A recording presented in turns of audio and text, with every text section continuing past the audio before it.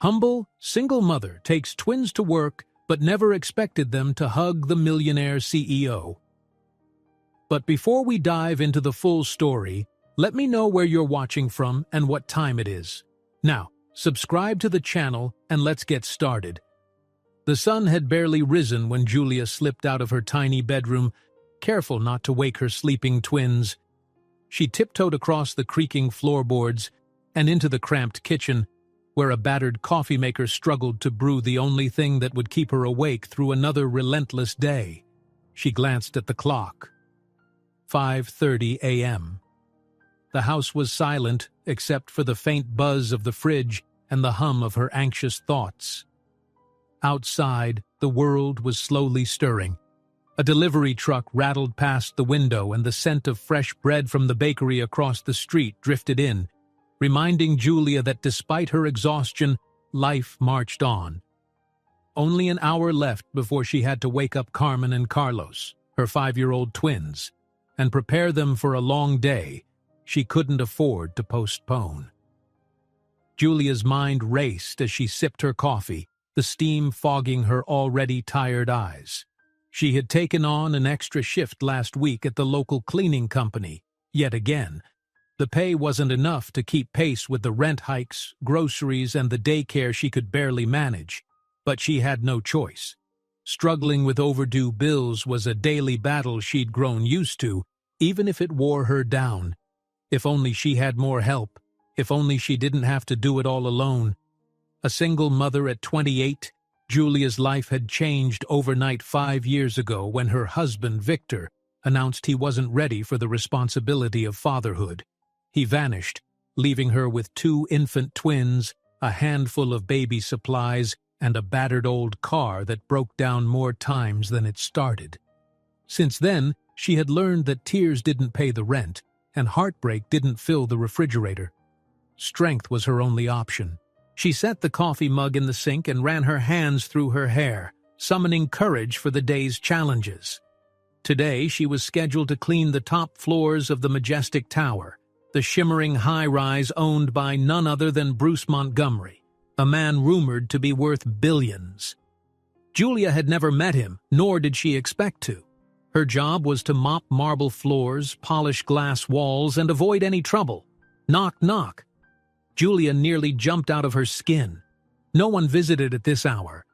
Setting her half-finished cup aside, she went to the door. A neighbor from 2 floors down, an older woman named Belinda, stood there with an apologetic smile.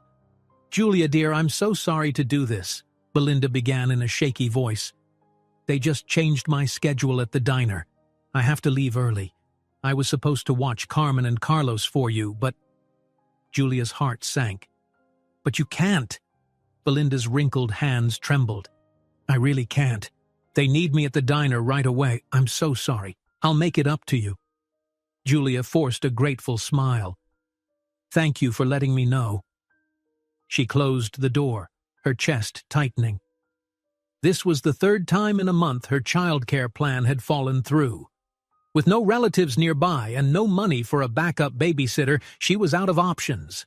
A swirl of panic rose in her stomach. There was no time to call around. Everyone she knew was just as busy and just as broke. In less than an hour, she needed to be on the bus to the majestic tower. Missing today's shift wasn't an option. Missing a shift meant losing the job, and losing the job meant falling further behind on rent. She swallowed the knot in her throat. She would have to bring the twins with her, at least for a few hours, until maybe she figured out something else. She glanced over at the small sofa where Carmen and Carlos slept, entwined beneath a single old blanket. 2 angelic faces, peaceful in dreams. Would it be so terrible to let them come to work just this once? They could quietly stay in the break room while she cleaned. Julia remembered warnings from her supervisor. No visitors, no kids. But what choice did she have? "Mommy?" Carlos's groggy voice startled her. He rubbed his eyes, hair sticking up in every direction. Carmen stirred beside him, blinking slowly as she took in her mother's worried expression. Julia knelt beside them and brushed away the tangle of hair from Carlos's forehead. "Listen, babies," she said gently. we're going on an adventure today. You'll come with me to work, but you have to be on your best behavior. No running, no loud noises, and please—" Her voice trembled with desperation. "Promise me you'll be good." Carmen, the slightly braver of the two, nodded. "We can help," she offered, eyes shining with innocence. "We can clean, too." Julia smiled despite herself. "We'll see," she murmured, though she knew what she was about to do was risky. But life had taught her that the impossible became possible when you had no other path. Within half an hour, the twins were dressed in mismatched clothes, hand-me-downs from the charity shop. Julia had combed Carmen's curls into neat little pigtails. Carlos wore an old cap that once belonged to her brother back when they were kids. It was far from perfect, but it was what she could manage on a tight budget. The city bus rumbled to a stop outside their building. Julia hurried the twins on board, ignoring the stares from a few passengers who likely disapproved of children out so early, or the fact that she looked exhausted and out of place. She paid the fare with trembling hands, silently hoping that a single missed coin wouldn't make her short on lunch money. They arrived at the majestic tower 20 minutes later. The building soared into the sky, an elegant fortress of glass and steel that dwarfed everything around it. Carmen and Carlos craned their necks, eyes wide in childlike wonder. The grand lobby was bustling with employees, visitors, and suited executives. Soft music played overhead. The floor gleamed like a polished mirror.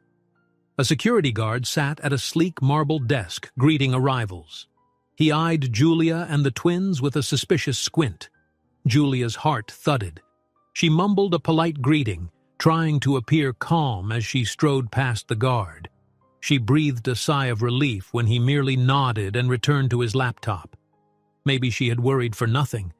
If she could keep the kids hidden in the janitorial area, no one important would see them, and she could sneak them out before the day was over.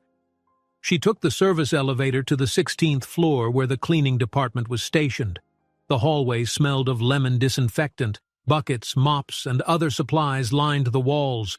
Two other cleaners, older women in matching uniforms, shot her sympathetic glances. Everyone knew her situation, and many faced similar hardships. "Julia," whispered one with a knowing nod toward the twins. "Careful, Mr. Henderson is doing his rounds. He'll report you if he sees the children." Julia's stomach flipped. "I'll keep them in the break room," she promised, leading Carmen and Carlos into a cramped space with a few chairs and an old vending machine. "Stay here," she told them, voice firm but gentle. "Don't touch anything. Don't wander off." She handed them a small bag of crackers each, her only snack for the day. The twins nodded obediently. From the corner of her eye, she saw them sit side by side, huddling together, tiny feet swinging nervously. Julia grabbed her mop and bucket, stepping out to start her shift. Just as she did, her phone buzzed in her pocket.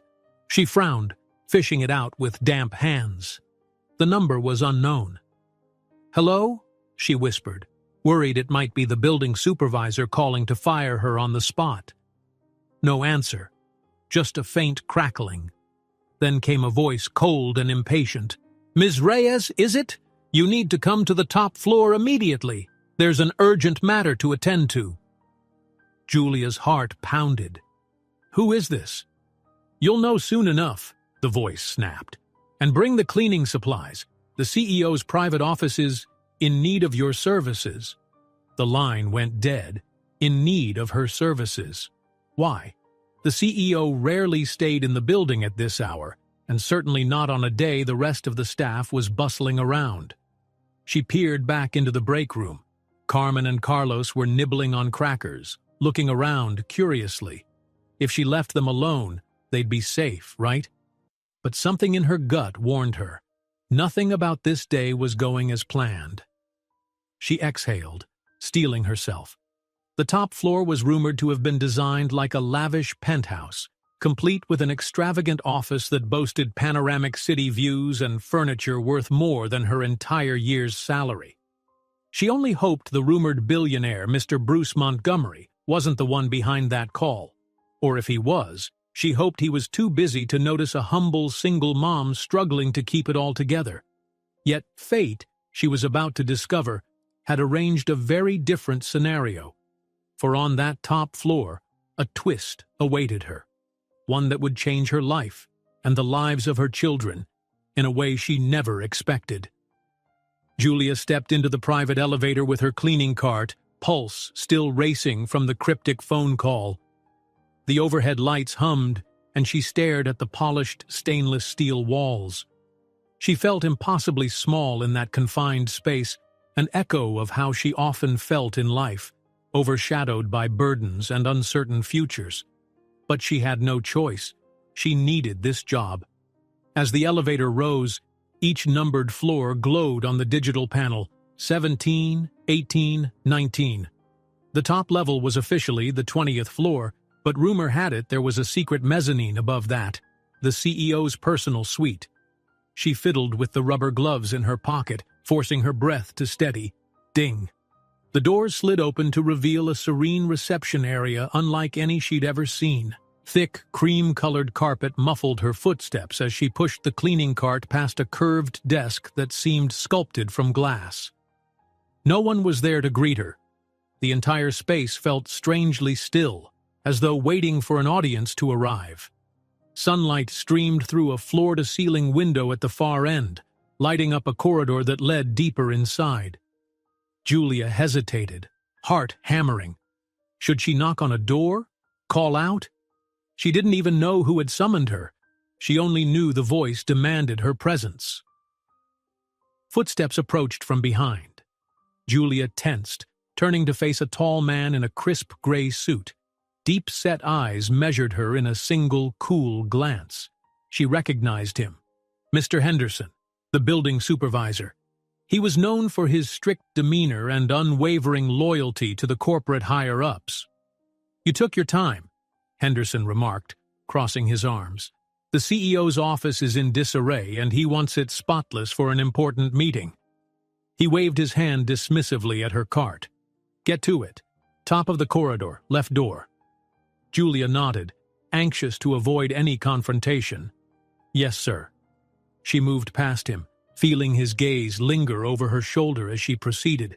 The last thing she wanted was for Henderson to suspect she'd brought her children inside. Or worse, catch them somewhere they weren't allowed. At the end of the corridor, she found the massive double doors, each carved with intricate geometric patterns. She pressed a small button on the panel and the doors slid open silently, revealing an office so large it could have fit her entire apartment inside. The decor was minimal and modern, every piece of furniture an expensive statement. A plush white couch, a gleaming black desk. Floor-to-ceiling windows offered a stunning view of the city skyline, the roads below like ribbons weaving among concrete towers. Her heart lurched when she saw the chaos that disarray had implied. Papers strewn across the floor, bits of crumpled documents, and even a shattered vase near the entrance. Water spread in a puddle on the polished floor. The faint, sweet scent of lilies lingered. Julia frowned.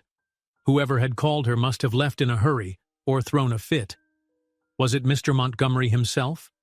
She found it hard to believe a billionaire CEO would allow such a mess, yet here she was, faced with undeniable proof. The door slid shut behind her with a soft click, making her jump. She set her cart aside and started tidying up. First, she gathered the scattered papers, stacking them into a neat pile on the edge of the desk. Most were typed reports with lines of financial data, though she caught glimpses of bold headings. Merger, acquisition, liability. The corporate language meant little to her, but it hinted at a high-stakes meeting that had ended abruptly. She then turned to the broken vase, carefully collecting the shards. They were delicate, probably expensive porcelain. She sighed at the waste. In her world, a pretty decoration like that would be a treasured heirloom, yet here it was just another fixture, easily smashed and replaced. She found a small plastic bag in her cleaning cart to store the fragments, making sure to keep the area safe for anyone who might walk barefoot. All the while, a nagging thought plagued her. Carmen and Carlos. Were they all right? The break room was musty and cramped, and she hated the idea of them being frightened or bored. She considered calling one of the other cleaners to check on them, but no one had signaled her phone yet. Perhaps everything was fine, and maybe if she worked fast, she could return to them soon. A low beep startled her. She glanced up. A panel on the wall flashed with a digital message. "Conference call in 5 minutes." Julia realized it must be a computerized schedule or security system. Panicked, she quickened her pace. If the CEO was returning for a conference call, she needed to vanish before he arrived. She hastily mopped up the puddle from the shattered vase. As she wrung the mop out, the double doors whispered open again. Julia looked up, expecting to see Henderson or an assistant. Instead, she found herself staring at a man she recognized from photographs in the building's lobby. Bruce Montgomery, the reclusive CEO. Tall, with a sharp suit that probably cost more than her monthly rent, he had an air of subdued power. His dark hair was neatly combed, and he wore a watch that gleamed with understated elegance. In that moment, Julia felt the full weight of her difference in status. Her uniform was rumpled, and the tips of her shoes were damp from the mop water. Mr. Montgomery didn't speak at first. His gaze moved from the scattered papers to her cleaning cart, then settled on her face. She stood still, heart pounding so loudly she was sure he could hear it.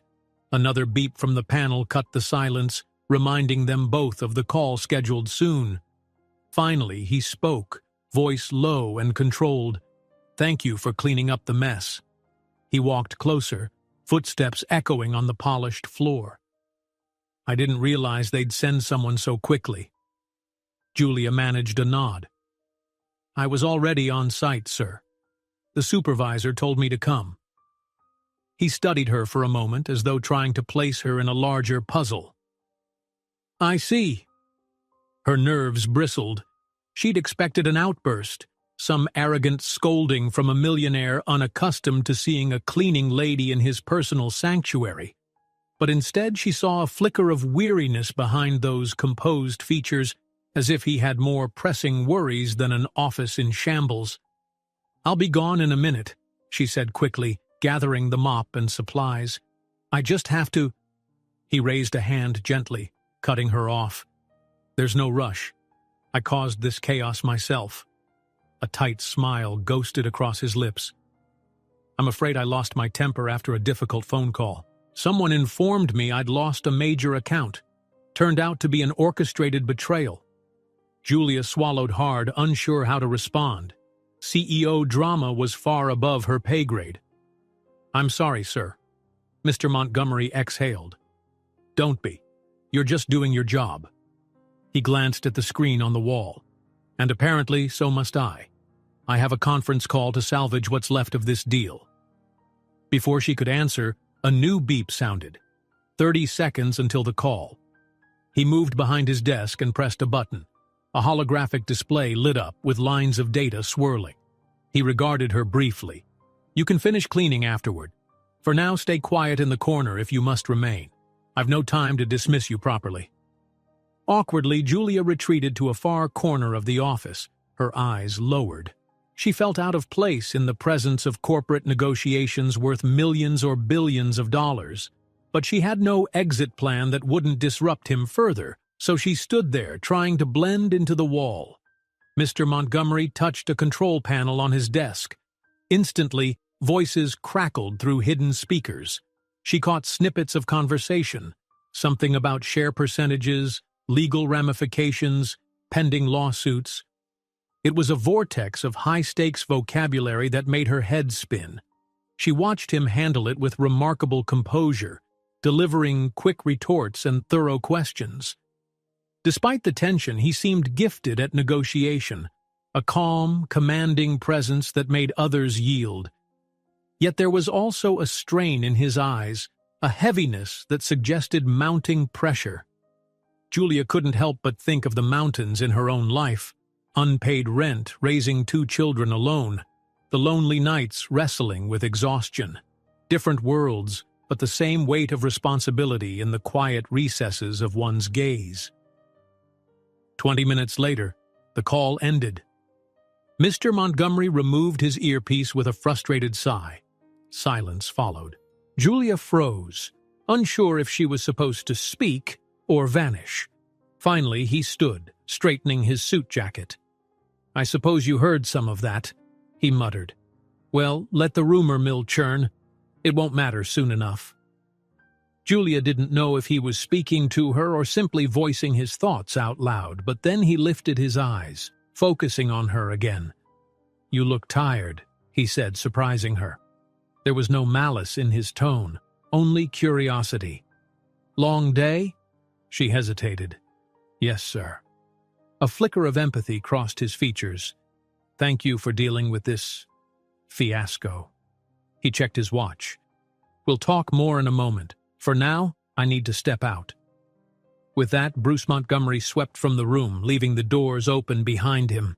Julia exhaled, releasing a breath she didn't realize she'd held. Her heart drummed an erratic beat. Talk more in a moment? Why would he want to speak to her at all? She reminded herself that she needed to get back to Carmen and Carlos. But curiosity flickered. Perhaps a short conversation with the CEO might open a tiny door of opportunity, a new position or a slight wage increase. Still, it felt absurd to hope for such things. She cleaned the last trace of water and picked up her supplies, preparing to leave. That was when her phone vibrated in her pocket. She glanced at the screen, an emergency text from one of the other cleaners. Julia's blood turned cold. It read, "Your kids left the break room. I can't find them. Hurry."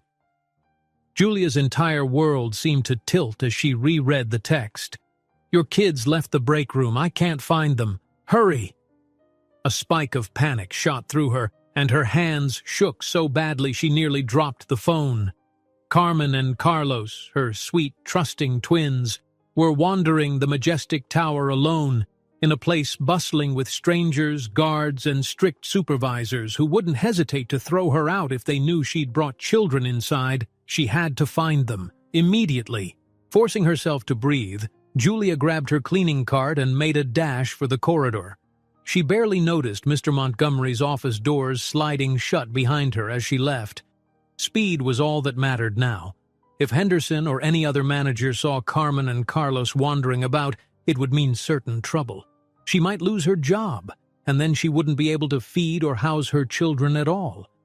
The hushed, carpeted hallway seemed longer than ever, and her heart thundered so loudly that she could hardly hear her own footsteps. She prayed the elevator would arrive quickly. Every second felt crucial, and she imagined her twins' frightened faces, lost somewhere in the tower's labyrinth of corridors and executive suites. Ding. The elevator doors opened, revealing Henderson inside, arms crossed. "And where do you think you're going in such a rush?" His gaze flicked to her cart, then to her flushed face. "You still have the top floor to finish." Julia froze. Normally, she'd mask her fear under a polite lie, but time was slipping. She didn't know how to deflect him. I have an emergency," she stammered, stepping into the elevator. She pressed the button for the 16th floor repeatedly, hoping he'd leave her alone. Henderson's eyes narrowed. "You realize if you leave your assigned floor without completing your duties, there will be consequences." Her frustration cracked. "Please, just let me go. I promise I'll be back." She could feel tears threatening, her nerves stretched like a tightrope. He didn't budge. The elevator doors began to slide shut, but he stuck out an arm, stopping them. "Your job is at stake," he warned. "I'm holding you personally responsible for finishing the CEO's area today." "I understand," she managed, every muscle in her body taut with urgency. "I'll be back." Henderson finally let the doors close and the elevator began its descent. Julia's legs felt weak. She leaned against the wall, blinking back tears. The moment the doors opened on the 16th floor, she pushed her cart into the corridor and spotted one of the older cleaning women who'd texted her. "Did you see them?" Julia demanded, her breath coming in quick gulps. The woman shook her head, looking apologetic. "I turned around for a moment. They were gone. I asked a security guard to help me look, but he refused." told me to handle my own affairs."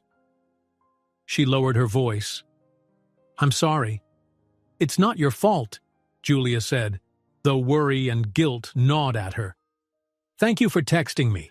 She glanced down the hall. "I'll find them myself." Determined, she hurried along the corridors, checking the small lounge areas and restrooms, calling softly, "Carmen? Carlos?" She didn't want to shout too loudly, afraid of drawing the wrong kind of attention. Each empty corner intensified her panic, and she pushed down the worst scenarios swirling in her mind. She couldn't shake off the thought that maybe her twins had gone looking for her.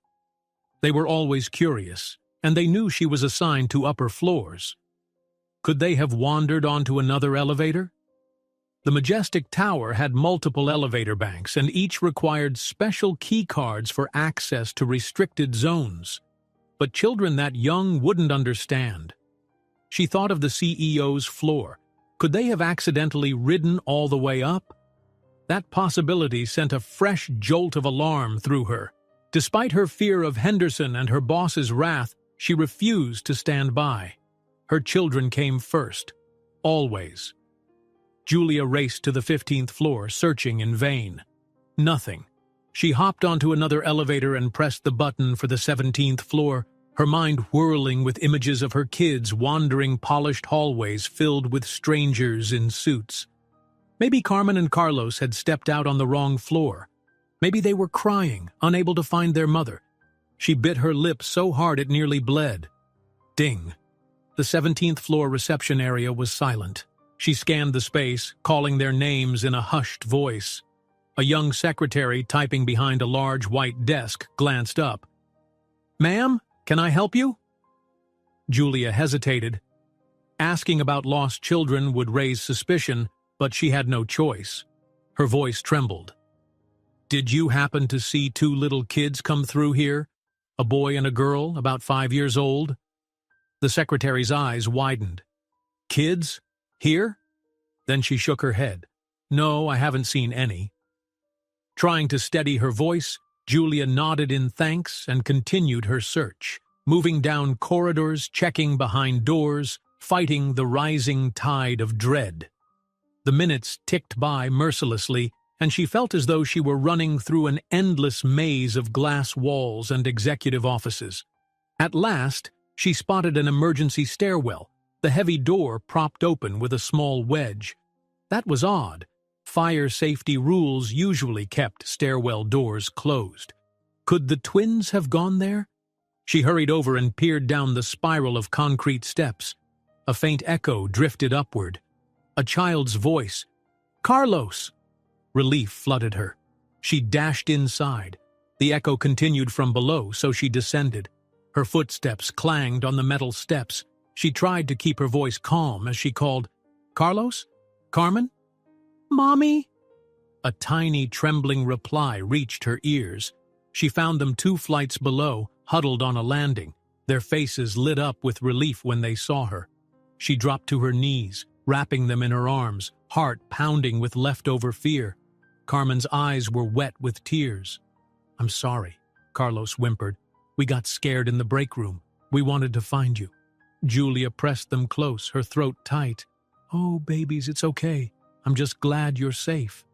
She stroked their hair, inhaling their familiar scent.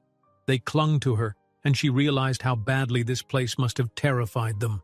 Surrounded by gleaming hallways and stern adults, of course they'd panicked. After a long moment, she pulled back to examine their tear-streaked faces. "Are you hurt?" Both shook their heads. Carmen sniffled. "A man yelled at us. We ran away." Julia's chest tensed. "What man?" "He wore a dark uniform," Carlos explained, still sniffling. "He said kids aren't allowed. Told us to leave. We got scared." Julia sighed. Likely a guard or maintenance staff. She smoothed their hair, heartsick. She had to get them out of the building before the situation escalated, but she also remembered Henderson's warning.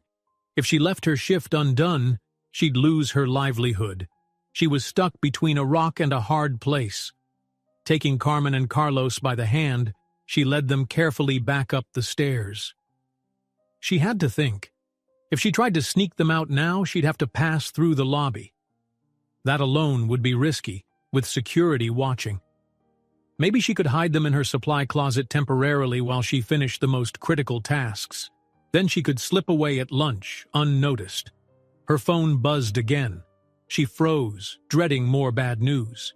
Instead, it was an unknown number. She tapped it. A text. "Where did you go? I said we'd talk." "BM?" Her brow furrowed. BM Bruce Montgomery? She recalled how the CEO had mentioned, "We'll talk in a moment," and then left. Was he actually texting her? How did he even have her number? She realized with a pang that perhaps he'd asked Henderson or the supervisor for her contact details, or there was some internal directory. "Mommy, who is it?" Carmen mouthed silently. Julia forced a smile, tucking the phone away. "It's no one important, honey." But inside, her thoughts churned. The CEO wanted to speak with her. Usually that meant trouble. She wondered if he'd discovered the truth about her children or if there was another reason altogether. She reached the 16th floor, leading the twins toward the small janitorial closet. It was cramped, lined with shelves of cleaning supplies, but at least it had a door she could close. That would keep them out of sight if Henderson or anyone else showed up. She hated confining them like that. But what else could she do? Carmen's nose wrinkled. "It smells funny." "I know, sweetheart," Julia murmured, heart aching. "It won't be for long." She dug a small pack of crackers from her pocket, a pitiful snack. "Stay here and don't make noise, okay? As soon as I finish, we'll go home." Carlos nodded bravely, his little hand clutching Carmen's. Julia quietly pulled the door shut, feeling guilt gnaw at her. She was practically hiding her own kids in a broom closet. Tears threatened to rise, but she pushed them down. She had to stay strong. For them. Once they were hidden, she slipped into the hallway. Her phone chimed again, the same unknown number. "If you left because of your supervisor, don't worry. I won't penalize you. Please come back to the top floor when you can." Julia took a steadying breath. She couldn't just ignore the CEO. If he was reaching out, he might have something crucial to say, or something that could cost her this job. The question was, should she go back right away, or complete her cleaning duties first? Henderson expected her to finish the tasks, but ignoring the CEO's direct request might be worse. Her instincts told her to comply with the boss first. Maybe she could buy a little time or even negotiate something that would allow her kids to leave the building safely. Carefully, she typed back, "I had an emergency situation. Cleaning staff issues. We'll be up soon."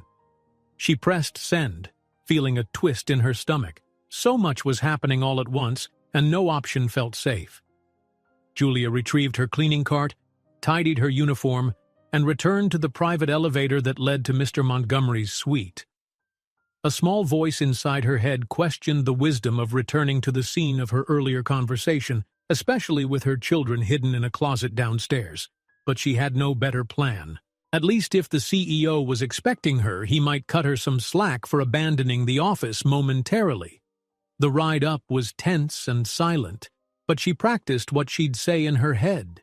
Maybe something about being called away by her supervisor for additional tasks. She'd keep it vague. After all, Bruce Montgomery was a busy man, not likely to pry into the minute details of a janitor's problems. When the elevator opened, the same quiet reception area greeted her. She pushed through toward his office, feeling her stomach flutter with nerves. As she stepped inside, she found him seated at his desk, still in the same suit, eyes on the cityscape beyond the window. The shattered vase was now gone. She'd cleaned it earlier. But something else had changed. A small pile of folders and a tablet lay on the desk, as though he'd prepared for a meeting. Mr. Montgomery swiveled in his chair. His gaze settled on her, and he offered a polite nod. "Close the door, please." Julia did as asked, her heart galloping. He gestured for her to step closer, and she obediently advanced until she stood opposite his desk.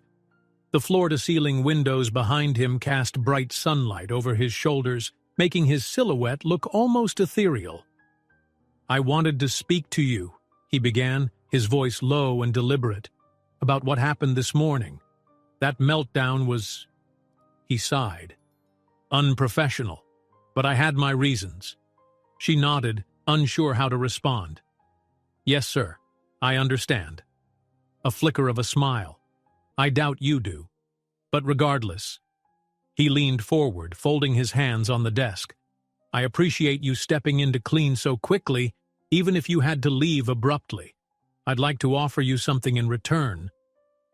Julia stiffened, confusion racing through her. Offer me something?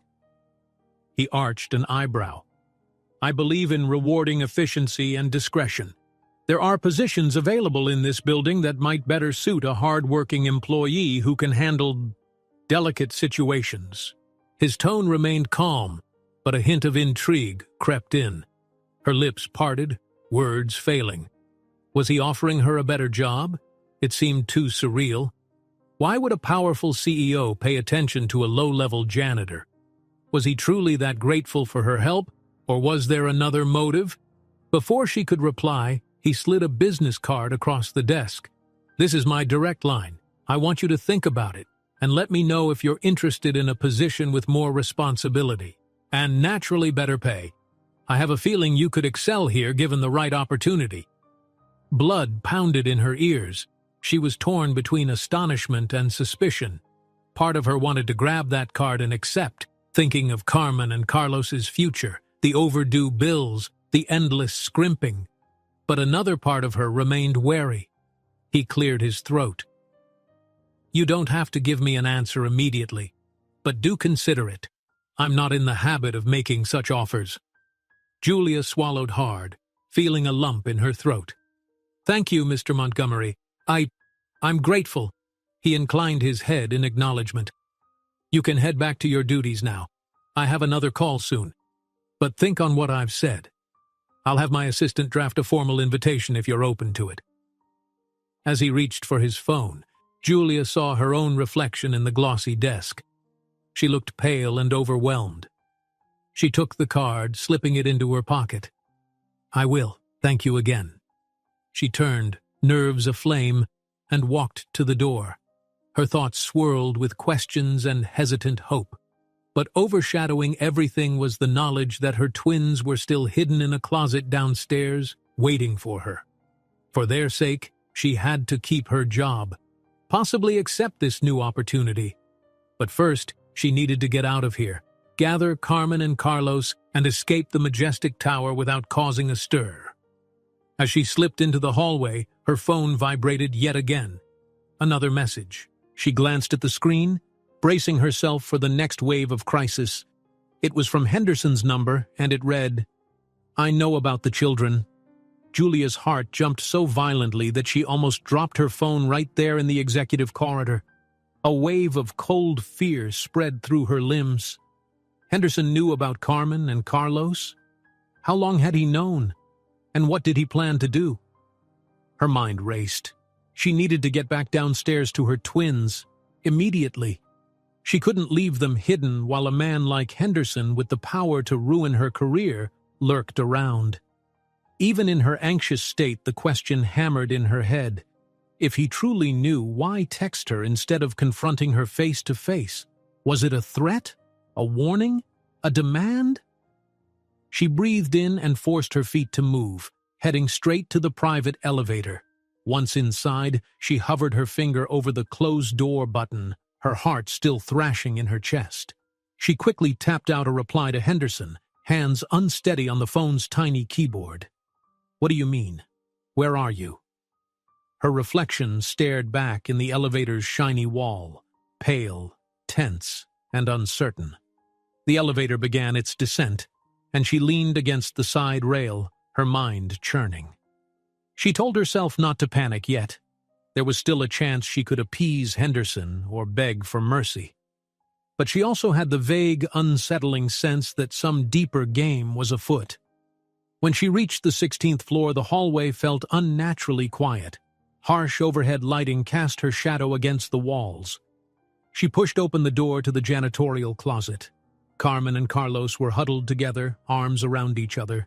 Both looked up, relief filling their eyes when they saw their mother. "Mommy," Carmen whispered, jumping up and clinging to Julia's waist. Carlos followed, hugging his mother's other side. "Is everything okay?" he asked in a small voice. Julia tried for a reassuring smile. "It will be," she said gently, though her stomach remained tied in knots. She didn't want to frighten them, but she couldn't pretend everything was fine. Not now. "We need to leave soon," she continued, drawing them closer. "But first Her phone buzzed. She glanced down. Another text from Henderson. "Meet me on the 18th floor, service hallway near the storage area. Now." Her pulse hammered. This was not good. "Stay close to me," she told the twins. "No more running off, all right?" They nodded, faces solemn. She led them out of the closet, ignoring the disapproving looks of a few co-workers who spotted the children at her side. Fear trampled over her embarrassment. She had bigger worries right now. She guided Carmen and Carlos to an inconspicuous freight elevator typically used for moving large supplies between floors. It was less monitored than the main passenger elevators, so maybe they could slip by unnoticed. They rode in tense silence until the doors slid open on the 18th floor. The service hallway was dimly lit, lined with boxes and stacked furniture. The distant hum of ventilation surrounded them, giving the corridor a ghostly feel. Julia felt Carmen squeeze her hand a little tighter. A silhouette emerged at the far end. Henderson. He stood by a row of wooden crates, arms folded. His face bore the same stern expression as always. But there was something else there, too. An unsettling glint in his eye that Julia couldn't quite interpret. She took a cautious step forward, keeping the twins behind her. "Mr. Henderson, you—" He raised a hand, silencing her. "So it's true. You brought children into the building." His gaze flicked to Carmen and Carlos, who shrank under his scrutiny. "If the management finds out, you know what happens to you, don't you?" Julia's throat felt like sandpaper. "I know. Please." She swallowed. "I had no choice. My babysitter canceled, and I had no one else to turn to. I'm sorry." Henderson's lips curved in a cold, humorless smile. "Apologies won't fix this, Ms. Reyes. You've broken policy. The cost could be your job." She felt Carmen tremble, and she brushed the girl's shoulder in comfort. I'll do anything, just please don't report me." The words felt shameful leaving her mouth, but desperation outweighed pride. "Anything?" He stepped closer. Interesting choice of words. Julia's stomach churned. In that moment, she realized Henderson's agenda might not be limited to exposing her or seeking some petty revenge. His expression was too calculating. "What do you want?" she managed quietly. He glanced at the twins. "Send them away," he snapped, voice harsh. "This conversation is for adults." Julia's protective instincts flared. "I'm not leaving them alone." Henderson's eyes hardened. For a tense second, it seemed like he might yell or lunge. Instead, he exhaled impatiently. "Fine, then keep them quiet. Listen carefully. I'm aware that Mr. Montgomery called you to his office. Twice." His gaze sharpened. "You were in there quite a while. Care to explain why the CEO is so interested in a low-level cleaning lady?" Julia's skin prickled. He asked me to clean up after he broke a vase. It was an emergency." She tried to keep her tone even, skipping over the new job offer. That part was none of Henderson's business. Henderson smirked. "Just an emergency cleaning, Funny because I saw you heading back to his office after you'd already left once, not to mention you got a text from him." Her mind reeled. How did he know about the text? Maybe from the building's system logs or from overhearing someone. She forced calm into her voice. "It's not what you think. He just wanted to thank me, that's all." "Sure he did," Henderson said, unconvinced. "Word around the building is that you might be a special project for the boss. Some new role."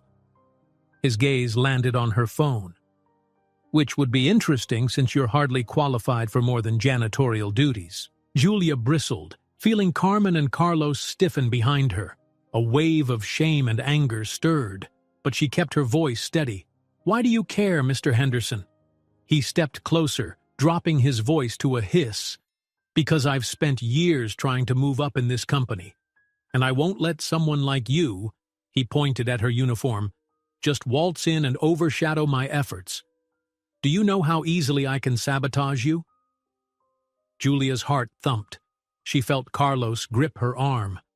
"I don't want to overshadow anyone," she insisted, voice trembling. "I only want to provide for my kids, that's all." Henderson's expression flickered with something akin to disdain. "Well, if you want to keep feeding them, you'll help me. We can, let's say, strike a bargain."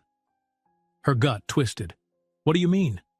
He glanced over his shoulder, checking if they were alone.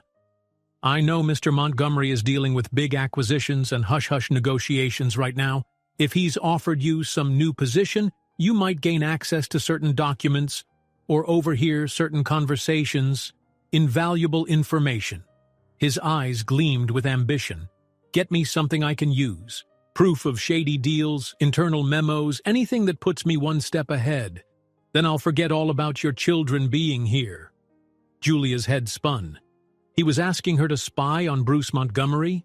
That seemed like corporate espionage, or at least a severe betrayal of trust. Even if she considered it, she had no guarantee Henderson wouldn't just turn her in afterward. "You're blackmailing me," she whispered, horror in her voice.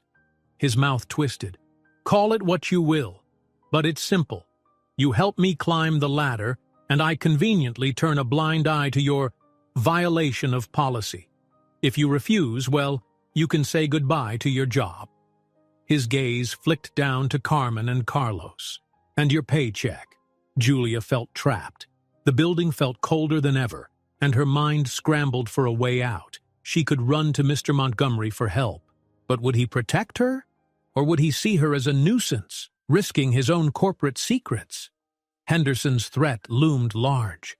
She thought about her twins huddled behind her, how she'd do anything to keep a roof over their heads. Carmen tugged on Julia's sleeve, her little voice trembling. "Mommy, I'm scared." Julia knelt, pulling them into a hug. "It's okay," she whispered, though it was a promise she didn't know if she could keep. Henderson's phone vibrated in his pocket and he glanced at it. Impatience seeped into his tone.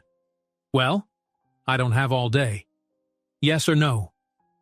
Julia rose to her feet again, mind swirling. The seconds felt like hours. Refuse him and she'd be fired. Comply, and she'd betray the only man who might be offering a ray of hope. She swallowed, her throat dry.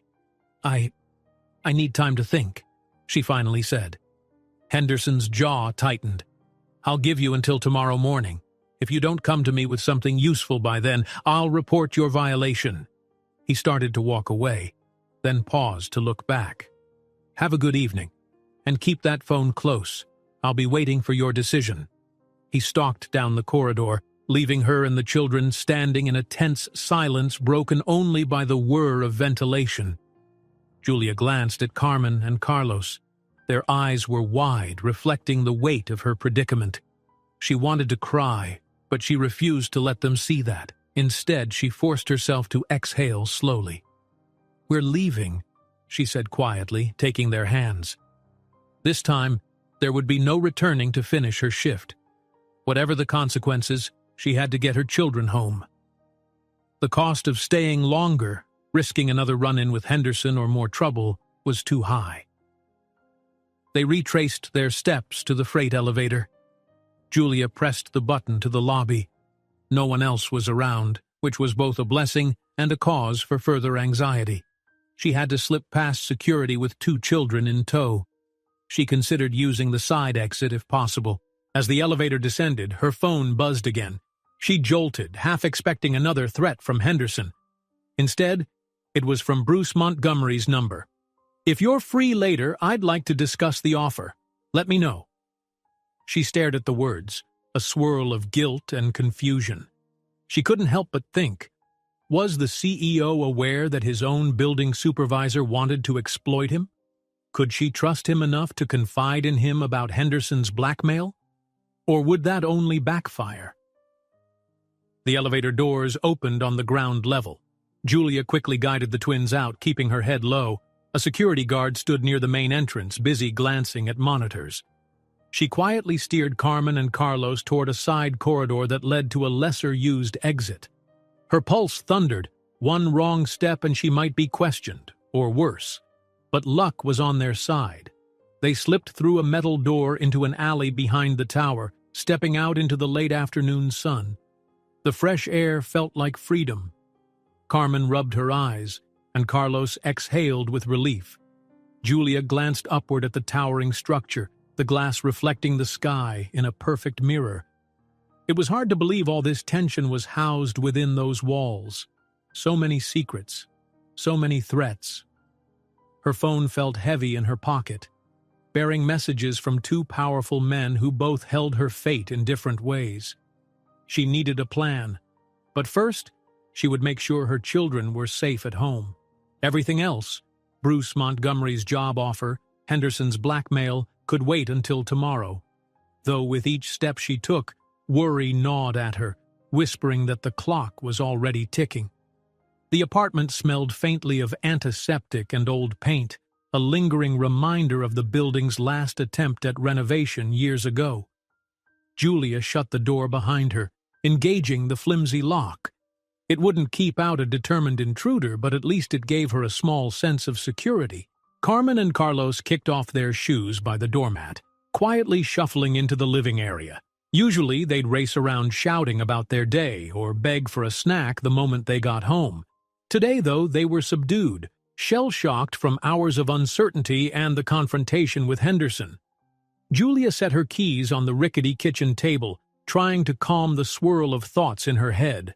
The flickering overhead light illuminated the peeling wallpaper, and she inwardly steeled herself for the evening's challenges. She had no shift tomorrow, but that only meant she'd lose a day's pay, something she couldn't really afford. She dropped onto the worn couch, rubbing her temples. The small living room felt claustrophobic. She couldn't stop replaying Henderson's ultimatum, spy on Mr. Montgomery or face unemployment. Yet there was also that other possibility, the CEO's job offer, which seemed surreal and suspicious all at once. Carmen climbed onto the couch beside her, while Carlos curled up on her other side. They both looked for reassurance.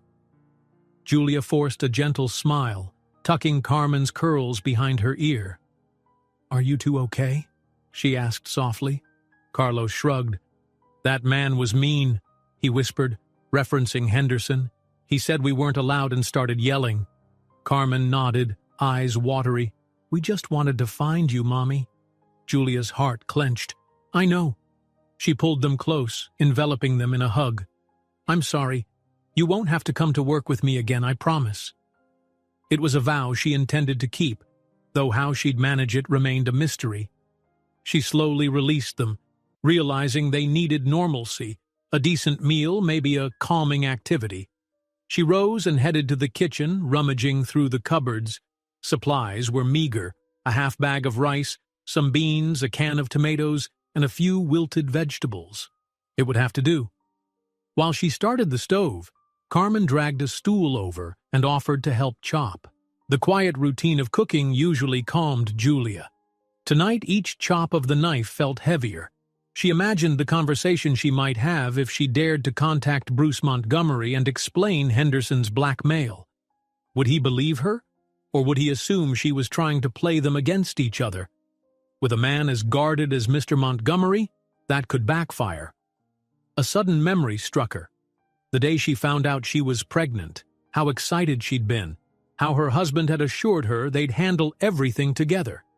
Then he vanished, another betrayal that had left her alone.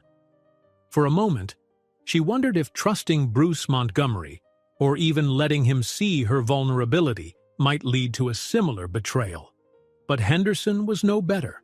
He was actively threatening her now. She sighed, stirring the contents of the pot. Carmen set out 2 cups for herself and Carlos on the table. Julia glanced at the lone chipped mug she used for her coffee. might as well fill that too. She needed the jolt. By the time they were done cooking, the aroma of lightly seasoned rice and beans floated through the cramped apartment.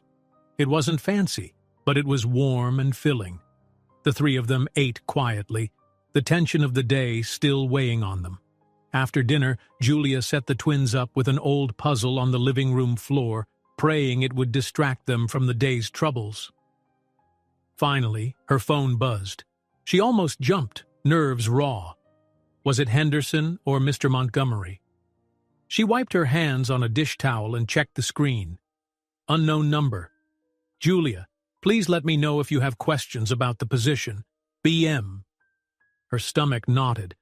She stared at the text. He'd used her first name this time, and that unsettled her in a way she couldn't explain. The message was polite, straightforward, but it reminded her she was standing at a crossroads. She typed a terse reply, hoping to keep things neutral. Thank you, Mr. Montgomery. I'll think about it. She hesitated, then added, I appreciate the opportunity. Send. She clutched the phone, half expecting an immediate response, but none came. Maybe he was busy or decided to leave her alone for the evening. She set the phone aside, ignoring the swirl of relief and dread in her chest.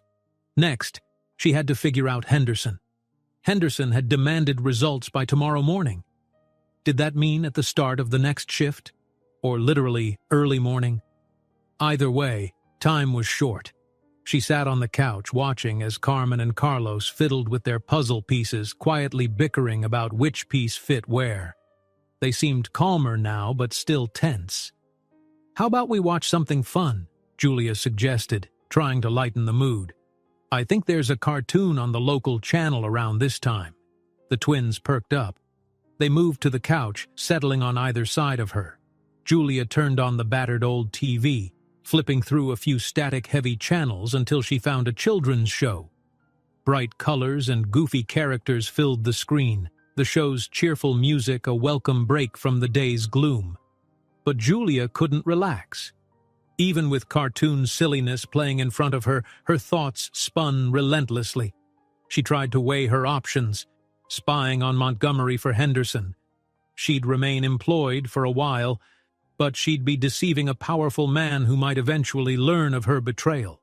Then again, if Henderson had enough connections to blackmail her now, who was to say he wouldn't turn on her anyway? Confiding in Montgomery, if Bruce was genuine about offering her a position with more responsibility, maybe he'd understand her predicament, but that risked him seeing her as a troublemaker or a liability, and if he doubted her motives, she might lose everything. Quit and run. Not really an option. She had no savings, no backup plan, and no way to cover next month's rent, let alone feed the twins. She'd be evicted in no time. None of them felt safe. Anxiously, she reached for her phone again, as if clarity might appear in her messages. Instead, it lit up with an alert for a missed call from an unknown number. She braced herself and listened to the voicemail. Henderson's voice crackled through the speaker. You have until 9 a.m. tomorrow. I'll be in the small conference room on the 10th floor. Bring me something on Montgomery or hand in your resignation. A pause, then more softly. Don't test me on this, Ms. Reyes. Tears pricked Julia's eyes, the oppressive weight of fear washing over her. She clenched the phone, frustration and desperation surging. What was she supposed to do? She glanced at Carmen and Carlos, who were engrossed in the cartoon. They looked so small and innocent, trusting that their mother would protect them no matter what. She inhaled slowly and stood, needing air. I'll be right back, she told the twins. Stay here, okay? They nodded, eyes still on the screen. She stepped onto the tiny balcony, a mere slab of concrete barely big enough for one person, closing the sliding door behind her. The evening air was cool on her skin. Cars rumbled in the streets below, headlights cutting through the darkness. Above, the stars were faint, drowned out by the city's glow. She let out a shaky breath, wrestling with the urge to scream at the unfairness of it all. She'd spent her life trying to do the right thing, working tirelessly, caring for her children.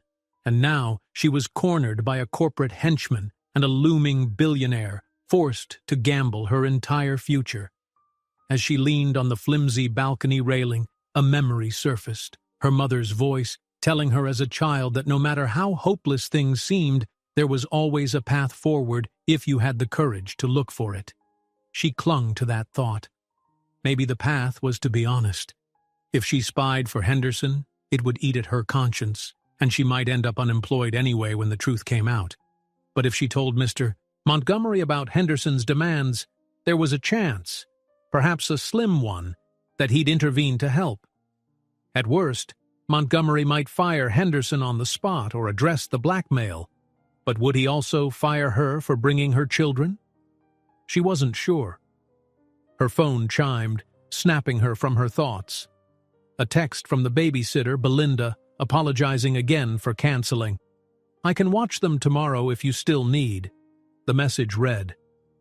Julia typed back a quick thanks, heart gladdened by at least that small relief. She wouldn't have to drag Carmen and Carlos to the tower again. She gazed at the sky one last time, searching for strength before returning inside. The cartoon had ended, replaced by commercials. Carmen yawned. Carlos blinked sleepily. She turned off the TV and ushered them to brush their teeth and get ready for bed. In the cramped bedroom, the twins nestled into a single mattress covered with mismatched sheets. Julia kissed their foreheads, then turned off the lamp. A sliver of light from the hallway cut across the floor, revealing Carmen's half-lidded gaze and Carlos's small arms curled under his pillow. Despite the day's turmoil, they drifted to sleep, trusting her to make things right. Hours later, Julia sat at the kitchen table, a single lamp glowing overhead. A notepad lay before her with scribbles of possibilities, though each felt more like a dead end. The only viable plan that might preserve her integrity was to come clean to Bruce Montgomery about Henderson's blackmail attempt. Otherwise, she'd lose her job. But confiding in a billionaire CEO about internal corruption sounded like a terrifying gamble. At around midnight, exhaustion weighed on her. She stepped into the dim hallway, passing the door to the twins' room. Soft snores reassured her they were resting peacefully. In the living room, she sank onto the couch, phone in hand, eyes aching for rest, but mind still whirling. If she could just get a little sleep, maybe everything would be clearer in the morning. She put her phone on silent, not wanting any more shocking messages or calls. Tomorrow's confrontation with Henderson loomed over her, an approaching storm she had no idea how to weather. She remembered the expression on Mr. Montgomery's face earlier, a man weighed down by his own burdens. If he was truly as honorable as he seemed in that fleeting moment, maybe he'd understand. As her eyelids grew heavy, a single thought crystallized in her mind. She had to at least try. It was better than bowing to Henderson's blackmail. She'd ask Mr. Montgomery for a brief meeting. Maybe she could secure an early appointment before Henderson's 9 a.m. demand and lay out the truth. If that failed, well, she might lose everything. But at least she'd have done it without stabbing anyone in the back. She drifted off to a fitful sleep on the couch, her last conscious glimpse the phone's dark screen reflecting her own worried face. Outside, the city lights glimmered, and in the distance, the majestic tower stood, silent witness to her uncertain fate. Morning broke softly through the thin curtains of Julia's living room, illuminating the worn couch where she had finally dozed off. The old city sounds, delivery trucks, early commuters, blended into a distant hum. She woke with a start, heart pounding before she even remembered why. Her phone read 6:25 a.m. She had less than 3 hours until Henderson's 9 a.m. deadline. A chill of anxiety coursed through her, but she steadied her breathing, determined to follow her plan. Contact Mr. Montgomery before Henderson could corner her. She rose, quietly checking on Carmen and Carlos. They were still fast asleep, their small forms tucked under the threadbare blanket. Each peaceful breath reminded her why she had to keep fighting. She tiptoed into the kitchen and took out her phone, scrolling to the text messages from Bruce Montgomery. Her pulse thumped. Was it too early to text a billionaire CEO? Did he even keep normal hours? She decided there was no time to wait. If he ignored the message, so be it. She tapped out a message with trembling fingers. "Good morning, Mr. Montgomery. I was hoping to speak with you briefly before 9 a.m. if possible. It's about an urgent matter related to your offer. Please let me know. Julia Reyes." She pressed send, nerves sparking. Then she grabbed a glass, filled it with water, and gulped it down. Forcing a shaky exhale, she told herself she had to trust this gamble. If Mr. Montgomery was genuine, maybe he'd grant her a few minutes. If not, she'd have to face Henderson empty-handed. 20 minutes crawled by while she pretended to busy herself, tidying up dishes and wiping the kitchen counter. Her phone remained maddeningly silent.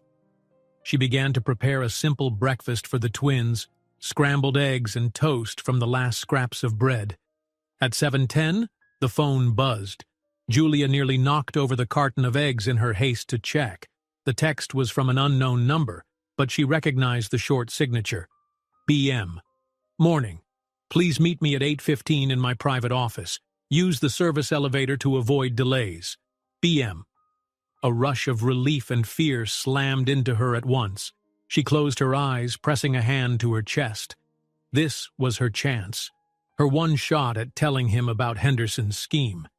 If this went wrong, well, she couldn't bear to think about that. She glanced at the clock. She had about an hour before she needed to leave.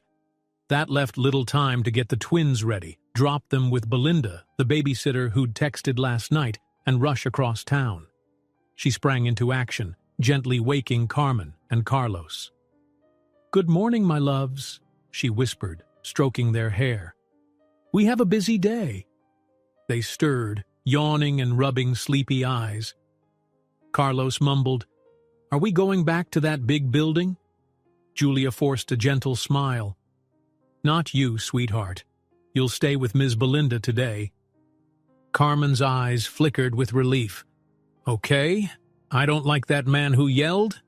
"Me neither," Julia murmured, silently vowing to keep Henderson away from her children forever. She moved quickly through the morning routine, handing them fresh clothes, guiding them to brush their teeth, giving them each a portion of scrambled eggs. The tightness in her chest never eased. At 7:40, she strapped their shoes on, ushered them out the door, and hurried down the worn stairs into the crisp morning air. Belinda's apartment was 2 blocks away, close enough to reach on foot. The kindly older woman greeted them with a sympathetic smile, inviting the twins in. Julia explained the situation as simply as she could, that she had to run a last-minute errand for work. Belinda nodded with understanding, agreeing to watch them for as long as needed. "We'll have fun," Belinda said, kneeling so she was at eye level with Carmen and Carlos. "You two like pancakes?" The twins brightened, nodding eagerly. Julia allowed herself a moment's relief. "Thank you again," she told Belinda earnestly, hugging the children goodbye. They clung to her waist and she kissed their foreheads. "Be good," she whispered. "I'll be back soon." With that, she hurried off, already aware she had little time to spare. A brisk walk took her to the nearest bus stop, where she boarded the next bus heading toward downtown. The rush-hour traffic dragged, and each red light felt like an eternity. By the time the majestic tower came into view, it was 8:05. Julia hopped off the bus, weaving through morning crowds. Business people streamed into the lobby, briefcases in hand. She clutched the phone in her pocket, remembering Mr. Montgomery's instruction to use the service elevator. She slipped around to a side entrance where delivery trucks offloaded. A security guard was posted there, but he seemed half distracted by a conversation on his walkie-talkie. She ducked her head and walked with purpose, hoping her cleaning uniform from yesterday and her ID badge would let her pass. Miraculously, he only gave her a cursory glance. She swiped her badge at the side door and stepped inside. The service hallway was cramped, filled with crates and cleaning supplies. Heart-hammering, she found the service elevator, which she knew went directly to the top floors, bypassing the busy main lobby and Henderson's prying eyes. At 8:13, she arrived on the 20th floor. No one else was in sight. She pushed through the reception area and found Mr. Montgomery's office doors. Anxiety flared again, but she reminded herself this was her best shot. She exhaled, smoothed her hair, then tapped the discreet panel. The doors slid open, revealing the bright expanse of his private suite. Morning sunlight spilled through the floor-to-ceiling windows, making the polished floor gleam. Inside, Bruce Montgomery stood by his desk, wearing a charcoal suit and examining some documents. He glanced up when she entered, and he offered a faint acknowledging nod. "Julia," he said, using her first name again with unexpected familiarity. "Thanks for coming on short notice. Close the door, please." She did so, and for a moment they stood in silence, the hum of the air conditioner the only sound. He gestured to a plush armchair opposite his desk. "Sit," he offered. Julia eased into it, her posture tense. She felt the weight of his gaze as he rounded the desk and took his seat. His eyes were sharp but not unkind. He adjusted a cufflink.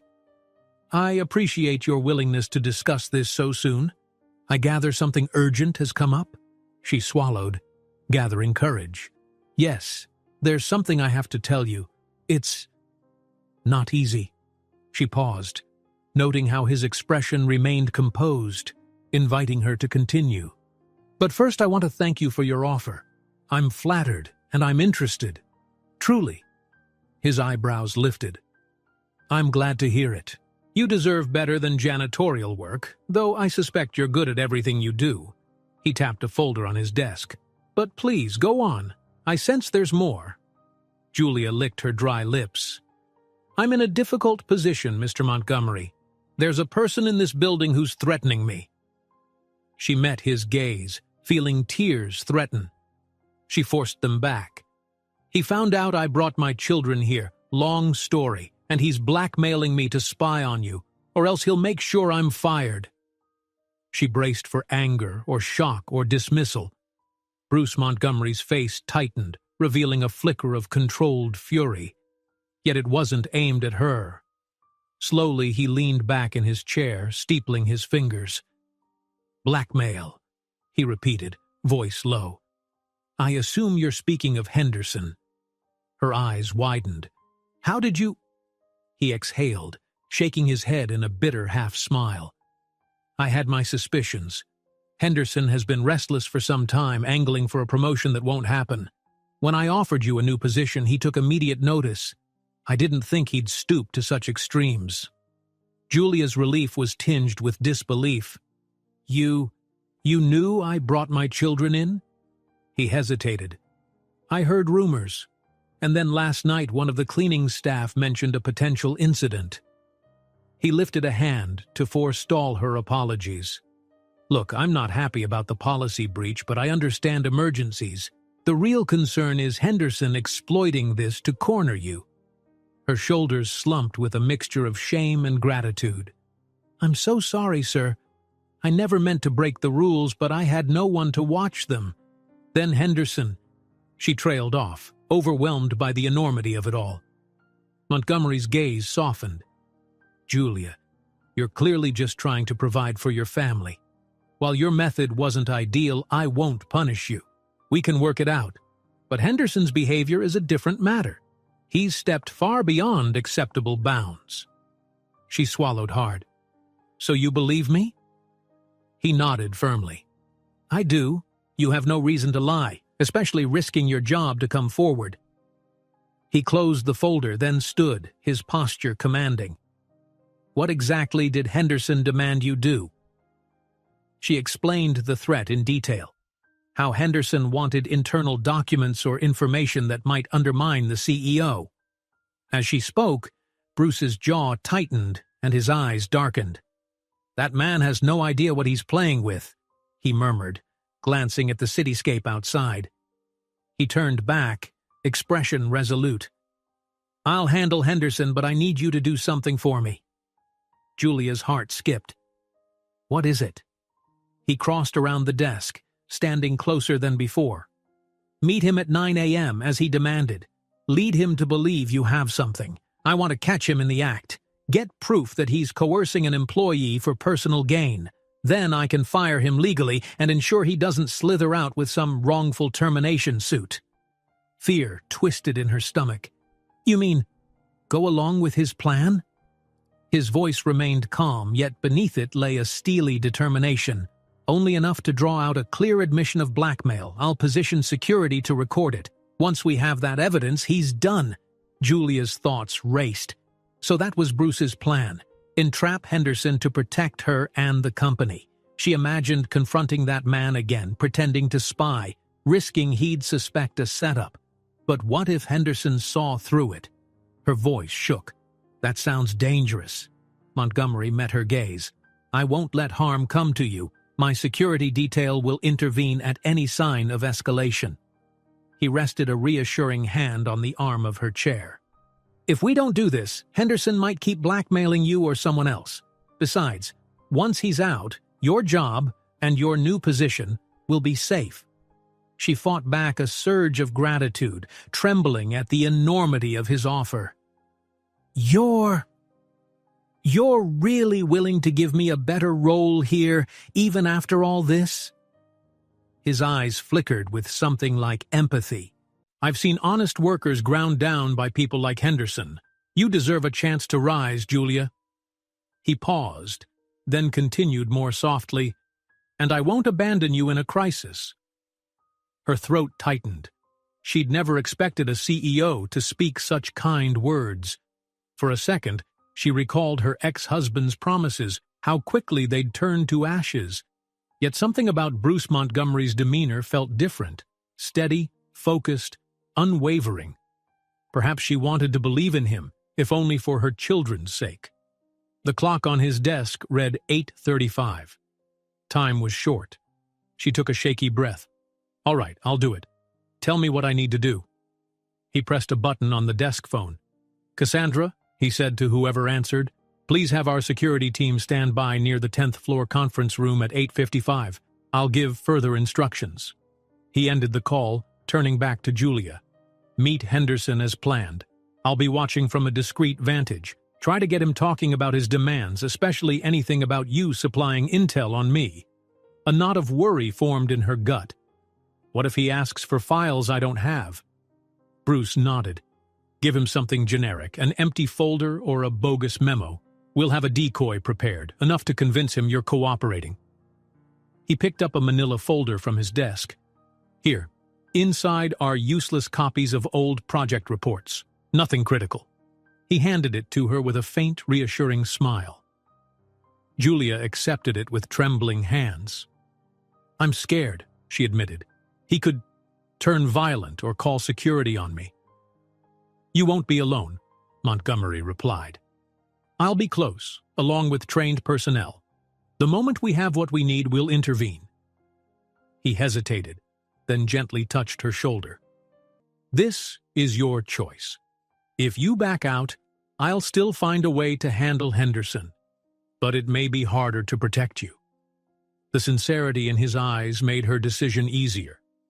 She nodded, firming her resolve. I'll do it. Good. Let's move. The 10th floor, right? He glanced at the time, 8:42. We have about 15 minutes. He offered her a business card. If something goes wrong, call or text me immediately. I'll respond. Julia slid the card into her pocket, alongside the decoy folder. Her heart hammered, but a small hope flickered inside. Maybe, for once, she'd have someone in her corner, someone powerful enough to shield her from a bully like Henderson. They left the office, striding briskly down the corridor. She took the service elevator again, while Bruce would presumably use another route or the stairs to remain unseen. The plan was to converge on the 10th floor conference room with security lying in wait. As the elevator descended, Julia took a shaky breath, reminding herself why she was doing this. Carmen and Carlos. If this succeeded, she could protect them, keep her job, and maybe build a better life. If it failed, She pressed her lips into a tight line. It wouldn't fail. She wouldn't let it. Ding. The elevator opened on the 10th floor, an area she'd rarely visited. Industrial-style carpet, fluorescent lights, bland beige walls. She checked her phone. It was 8:54. Henderson wanted to meet at 9 Susa. Perfect timing. Her heart thundered with each step toward the small conference room. She passed a couple of office doors labeled with obscure department names, hoping no one would stop her. At the corridor's end, a glass-paneled door revealed a modest meeting space. An oval table, 6 chairs, a whiteboard. Through the glass, she saw Henderson pacing inside, his back turned. Julia inhaled, summoning courage. She stepped forward and quietly opened the door, entering. Henderson spun around, a guarded expression on his face. His eyes swept over her, landing on the manila folder in her grip. "You're on time," he said tersely, checking his watch. "That's a good start." He nodded at the folder. "Is that what I think it is?" Julia forced a neutral expression. "Yes. Internal documents. I managed to sneak them out, but I need you to confirm something first." She edged forward, heart pounding. "If I give you what you want, you'll keep my children out of this? You won't tell anyone I brought them in?" He smirked. "That's the deal. Of course, if these papers aren't useful, we'll have another problem. Let me see." She stepped closer, holding her breath. Her palms were clammy, and her grip on the folder shook. She slid it onto the table. Henderson grabbed it, leafing through the pages. Julia fought the urge to glance around for security, hoping they were nearby, capturing every word. Henderson's brow furrowed. These look like standard reports. No details on the acquisitions, nothing incriminating. Is that all you have? Julia's mouth went dry. I couldn't access more sensitive files yet. Mr. Montgomery only hinted at bigger projects. He didn't let me near them, but I'm working on it. She prayed this would buy her time. He scowled, tossing the papers onto the table. Not good enough. I need something concrete. Proof that Montgomery's hiding assets or forging partnerships under the radar. What about digital access? Didn't he give you any logins? She shook her head. Not yet. This was all I could get for now. Just, please be patient. Don't report me over the children. I promise I'll bring more soon. Henderson's lips curled in contempt. If you think I'm letting you off with worthless scraps, you're mistaken. Either you prove your loyalty now, or you're finished. Panic flared. She tried to stall. Just give me one more day. He's meeting with investors tomorrow. I might overhear something. Suddenly, the conference room door swung open. Henderson jumped, spinning around. 2 stern-looking security guards stepped in, followed by Bruce Montgomery himself. A cold fury emanated from the CEO's eyes. "What is this?" Henderson spat, stepping back instinctively. Bruce surveyed the scene with regal composure. "I think you know. We have your entire conversation recorded, Henderson. Blackmailing an employee, coercing her to steal documents. This is beyond salvageable." Henderson's face reddened. "This is entrapment. You can't just—" Montgomery's voice was low and dangerous. "I can, and I have. These guards will escort you to HR, where you'll sign the necessary termination papers. Then you'll be turned over to legal authorities for further action if we choose." He looked at Julia. "Thank you for your cooperation, Ms. Reyes." Relief flooded Julia's veins, her legs nearly giving out. Henderson glared at her, livid. "You think you're safe now? Montgomery can't protect you forever." She flinched, but Bruce stepped forward. "That's enough. Don't make this worse. Gentlemen," he nodded to the guards, "remove him." In seconds, Henderson was disarmed of his company badge and phone, then escorted out, protesting every step. The moment the door closed behind them, Julia let out a shaky exhale. Bruce turned to her, tension draining from his features. "It's over," he said gently. "You did well." She swayed, exhaustion and adrenaline colliding. I can't believe it actually worked." He offered a small, reassuring smile. "You stood up for yourself with help." His expression turned serious. "But this was only possible because you spoke up. I admire that, Julia." Her heart fluttered. She managed a nod, too overwhelmed for words. Outside, down the hall, raised voices signaled Henderson's final attempts at protest before a distant elevator ding carried him away. Inside the small conference room, quiet settled around them like a balm. Julia realized her life had just changed. Henderson was gone. No more blackmail threat. She still needed to face the fallout of bringing her children to work and breaching policy, but Bruce Montgomery's earlier promise of leniency and a better role hovered in the background. She stared at him, unsure what came next. He sensed her uncertainty and cleared his throat. "Let's go to my office and discuss your new position if you're still interested. I believe we have much to talk about." Her tired eyes lifted, meeting his steady gaze. "Yes," she whispered. "I'm interested." Because for the first time in a long while, she felt more than a flicker of hope. She felt the beginnings of a brighter path forward. Julia followed Bruce Montgomery back to his private office on the top floor, still in a daze from the rapid events of that morning. It was surreal to think that barely an hour ago, she had been bracing herself for Henderson's threats, uncertain if Mr. Montgomery would even believe her. Now, Henderson was the one escorted out in disgrace. The moment they stepped inside the CEO's sweeping suite, Bruce signaled for the doors to close behind them. He walked across the immaculate floor, stopping by the expanse of glass that overlooked the city. Morning light illuminated him from behind, casting his tall frame in faint silhouette. He turned and studied her, hands in his pockets. She still clutched the folder of decoy documents, feeling both awkward and relieved beyond measure. "Please," he said softly, gesturing toward a low-slung white sofa near the window. "Sit. You've had quite the morning. We both have." Julia managed a small smile, placing the folder on a polished side table. She eased herself onto the sofa, heart still thumping with lingering adrenaline. Bruce unbuttoned his suit jacket and took a seat in a matching armchair across from her, resting his forearms on his knees. "First," he began, his voice laced with genuine warmth, "let me thank you. You showed a lot of courage. Most employees in your position would have either caved to Henderson's demands or quit. You did neither." She exhaled shakily. I couldn't betray you after you'd been so generous, and I couldn't let Henderson ruin my children's future." He nodded. "I understand. Family comes first." A flicker of something, pain or memory, crossed his expression, gone in an instant. "I've arranged for HR to finalize Henderson's termination. He won't be allowed back in the building." Julia's shoulders sagged with relief. "Thank you. I was worried he might retaliate."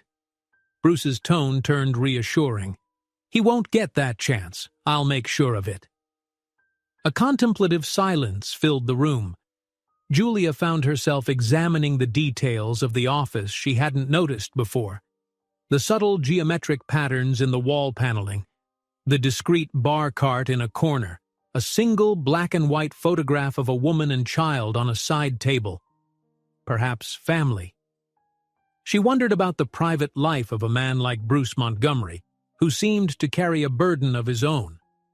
At last, he cleared his throat. "Now, regarding the position I mentioned." He pulled a sleek tablet from his jacket, tapped it a few times, then set it aside.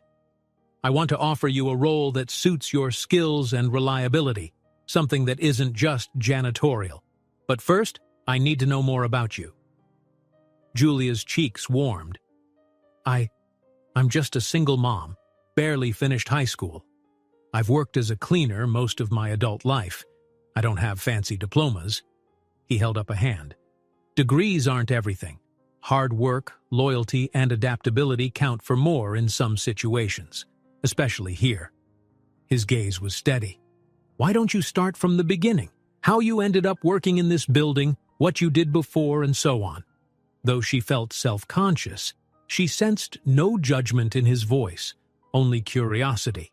So haltingly, she told him about her early life, dropping out of community college due to financial strains, marrying young, her husband leaving when the twins were born. She mentioned struggling to pay rent, bouncing between cleaning jobs in different offices. Then I landed this position, which at least had somewhat reliable hours. But it's been tough, she admitted, voice catching. I've had to bring Carmen and Carlos along a few times when babysitters canceled. Bruce listened intently, his expression reflecting empathy rather than pity. Raising children alone is no small feat, he said quietly when she paused. No wonder you sometimes had to break the rules. I can't condone it officially, but I'm not blind to real-life hardships. Julia's eyes stung with unshed tears. No boss had ever spoken to her with such understanding. I appreciate that, she managed. He glanced at the tablet again. Given your situation, I want to propose a position where you won't be at the mercy of unpredictable shifts. Something with stable hours and better pay. Her heartbeat quickened. What kind of position? Bruce leaned forward. Let's call it a junior administrative role, at least to start. You'd assist with scheduling, coordinate minor events, handle some clerical tasks. Over time, if you're willing to learn, you could take on more responsibilities. Maybe even work your way up to a senior assistant or office manager. Her mind reeled. A junior administrative role at Montgomery's corporation? That was a massive leap from scrubbing floors. But I have no office experience. I can use a computer, sure, but... He waved off her doubt. We provide training. I have staff who can mentor you. As long as you're willing to put in the effort, I'm confident you can manage. She swallowed, hope and fear tangling inside her.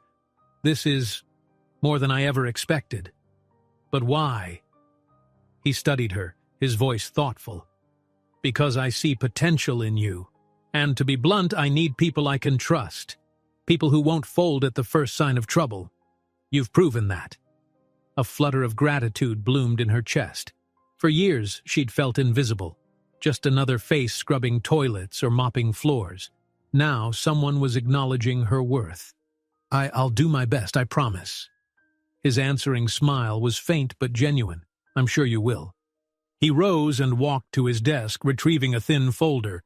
Here's a preliminary employment agreement. Basic terms, starting salary, probation period details. Julia took the folder with trembling fingers. Even the idea of signing a contract for an administrative role felt surreal. Thank you, she whispered. Bruce inclined his head. Review it tonight. We can finalize tomorrow. For now, you should get some rest. It's been a hard day already. She nodded, tucking the folder under her arm. Yes, sir. Thank you again. I can't tell you how much this means to me. He pressed his lips into a thoughtful line, then extended his hand. I'm glad to help someone worthy of it. She shook his hand, marveling at how this morning's crisis had turned into a lifeline. When they released, Bruce cleared his throat. By the way, he said, your children, I assume you'll have a stable babysitter from now on? Julia's cheeks colored. Yes, I already spoke to Belinda, my neighbor. She's more reliable than my last sitter. I won't bring them here again. His eyes flickered with something like relief. Good. No more policy violations, A trace of humor softened his tone. She managed a small laugh, though tears of relief prickled. No more, she promised. They parted ways in the corridor, Bruce heading to another meeting, while Julia rode the service elevator down, hugging her new employment agreement close. She half expected security to stop her and demand she hand it over.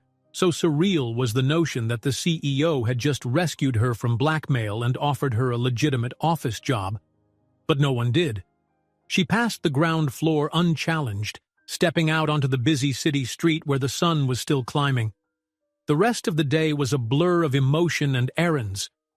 She swung by Belinda's place, hugging Carmen and Carlos with fresh joy. Her babies were safe, Henderson was gone, and a future opened up that no longer felt impossible. Belinda teased her gently about looking happier than she'd ever seen. Julia just smiled, not yet ready to share the whole unbelievable story. That evening, once the children were asleep and the apartment was quiet, she sat at the rickety kitchen table again. This time, she pored over the new contract instead of crumpled bills or job ads. The salary listed was nearly double her current wages, plus potential bonuses after the probation period. The hours were daytime shifts, 9 to 5 with a lunch break. Benefits included partial coverage for childcare costs. Her throat tightened at that last part. Bruce had thought of everything, it seemed, but her awe mingled with nerves. Could she handle the administrative workload? Could she truly learn spreadsheets, office software, communication systems? She recalled Bruce's calm assurance. Yes, if she put in the effort, he'd support her. She had never backed down from a challenge before, and this one might transform her entire life. She flipped through the final pages which outlined confidentiality clauses. She was expected to keep company secrets, any proprietary information she came across, strictly under wraps. That was standard. It also reminded her of the danger that had almost ensnared her. If Henderson had succeeded in forcing her to leak such info, she could have been liable for breach of contract. She shuddered, realizing how close she'd come to losing everything. By midnight, she had read it all twice. She signed her name at the bottom in a neat, careful script, heart pounding as she made it official. Then she texted Bruce a simple message. "I've signed the agreement. Thank you. See you tomorrow. Julia." She didn't expect a response at that late hour, but her phone vibrated minutes later. "BM. Pleased to hear it. Welcome aboard. Let's finalize details tomorrow morning at 9. Bruce." Her lips curved into a tired smile. She tucked the contract into its folder and set it beside her bag, ready for the next day. A wave of exhaustion and relief washed over her. Finally, life was on an upswing. Still, doubts niggled. She couldn't forget the complexity she'd seen in Bruce Montgomery's eyes, the strain of corporate battles and betrayals. What if more trouble surfaced down the line? Could she truly navigate the upper echelons of a company where boardroom machinations might put her at risk again? She forced herself to banish those fears for now. Henderson's threat was gone. Her children were safe, and she had a real chance to build a stable life. That was enough. She rose, checking on Carmen and Carlos one last time before bed. They slept soundly, arms wrapped around each other. In her bedroom, she sank onto the mattress. Unlike the nights before, there was no gnawing worry about tomorrow's rent or potential unemployment. She clung to the promise of a new day and a new position, letting that hope carry her into a restful sleep. But in the stillness of midnight, the majestic tower loomed somewhere in the city's skyline, its top floors lit by the glow of offices that never truly slept. High above, in his own private suite, Bruce Montgomery also sat awake, scrolling through a list of urgent emails and thinking of the battles yet to come. He closed his laptop, gazing out at the city. Despite the chaos of business deals and looming court battles with a rival firm, part of him felt lighter. He had done something good today. He had helped someone who deserved a break, and in turn gained an ally he strangely trusted. With a final sigh, he left his desk for his penthouse apartment on a separate floor, preparing for a restless sleep. Neither Julia nor Bruce knew exactly how their worlds would collide in the coming weeks, or how their fragile alliance might be tested by forces far more powerful than a disgruntled supervisor. But for the moment they rested, bound by mutual relief and a tentative faith that this alliance, built under such tense circumstances, might stand stronger than either one suspected. In the early morning, sunlight filtered through the threadbare curtains of Julia's apartment, painting faint stripes across the walls. She woke with a jittery excitement in her stomach. Today was her first day under the new contract, the day she'd put away the mop for good and step into an administrative role in the Montgomery empire. She peered at the alarm clock by her bed, 6 a.m., plenty of time.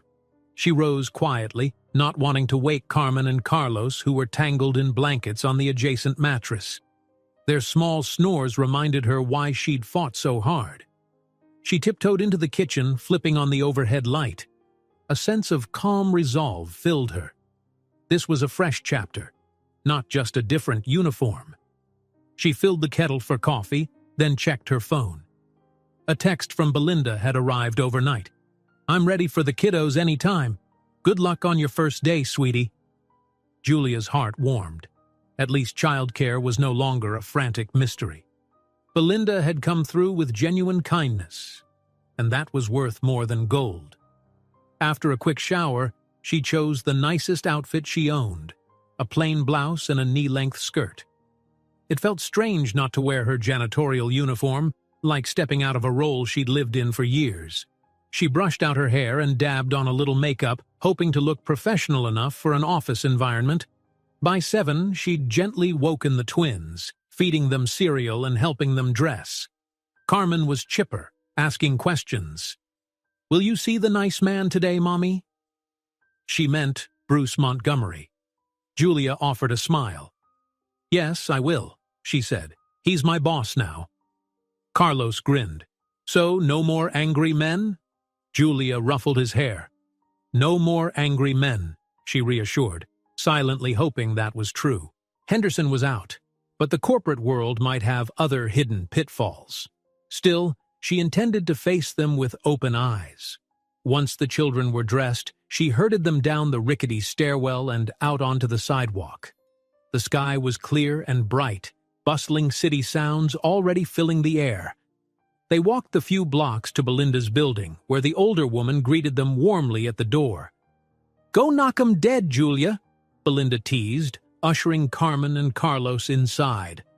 "The kids and I will be just fine. Maybe even do some coloring." The twins squealed, racing off to Belinda's living area, where crayons and coloring books lay on a low table. Julia kissed each child goodbye, chest tightening with the usual parental pang of separation, but it was tempered by excitement. Soon, she'd be doing work that could improve all their lives. She hurried to the bus stop next. The ride to the majestic tower was smoother than usual, her nerves dancing with each passing block. She arrived at 8:45, perfect timing for her 9 noon appointment with Bruce. Unlike previous days, she avoided the service entrance. She walked confidently through the main lobby, scanning her new ID badge at the security turnstile. A uniformed guard eyed her, then checked a computer screen. After a beat, he nodded. "You're on the approved list, Ms. Reyes. Have a good day." Ms. Reyes. It felt oddly dignified. She smiled in polite thanks and stepped toward the elevator banks. So this was her new life, recognized by security, welcomed rather than hustled around the edges. She took a standard elevator to the top floors, the polished metal doors closing behind her with a soft hiss. As she rode up, she tugged her blouse, wishing she had fancier clothes. The building was full of sharp-dressed executives. Hopefully Bruce wouldn't mind her modest attire. Ding. When she emerged, the reception area was different from the hush of private corridors she'd snuck through before. A stylish desk curved in front of glass partitions, where a poised assistant with immaculate hair typed away. The assistant glanced up, offering a professional smile. "Good morning. May I help you?" Julia's nerves fluttered. I'm supposed to meet Mr. Montgomery at 9? The assistant glanced at her screen. "You must be Ms. Reyes." She tapped a key. "Yes, he's expecting you. Please go right in." Julia released a breath of relief, then followed the short hallway to the large double doors. They slid open, revealing Bruce's familiar office. He stood near his desk, phone in hand, but he set it aside the moment he saw her. "Julia," he said, crossing toward her. Today he wore a navy suit that somehow looked both impeccably tailored and effortlessly comfortable. He extended a hand in greeting. "Welcome to your first day." She shook his hand, smiling gratefully. "Thank you, sir. It feels good to be here." He gestured to the seating area by the window, where they'd spoken the day before, and invited her to sit. As she eased onto the sofa, he stepped around to a nearby bar cart where a sleek coffee machine stood. "Coffee?" he asked. She blinked. "Oh, yes, please." Within moments, the smell of fresh espresso filled the air, and he handed her a small porcelain cup. It was a far cry from the cheap drip coffee she drank at home. She sipped carefully, savoring the rich taste. It was strange, sharing a morning coffee with the CEO in his private office. Once they both had their drinks, Bruce picked up a tablet from the coffee table, tapping through a few documents.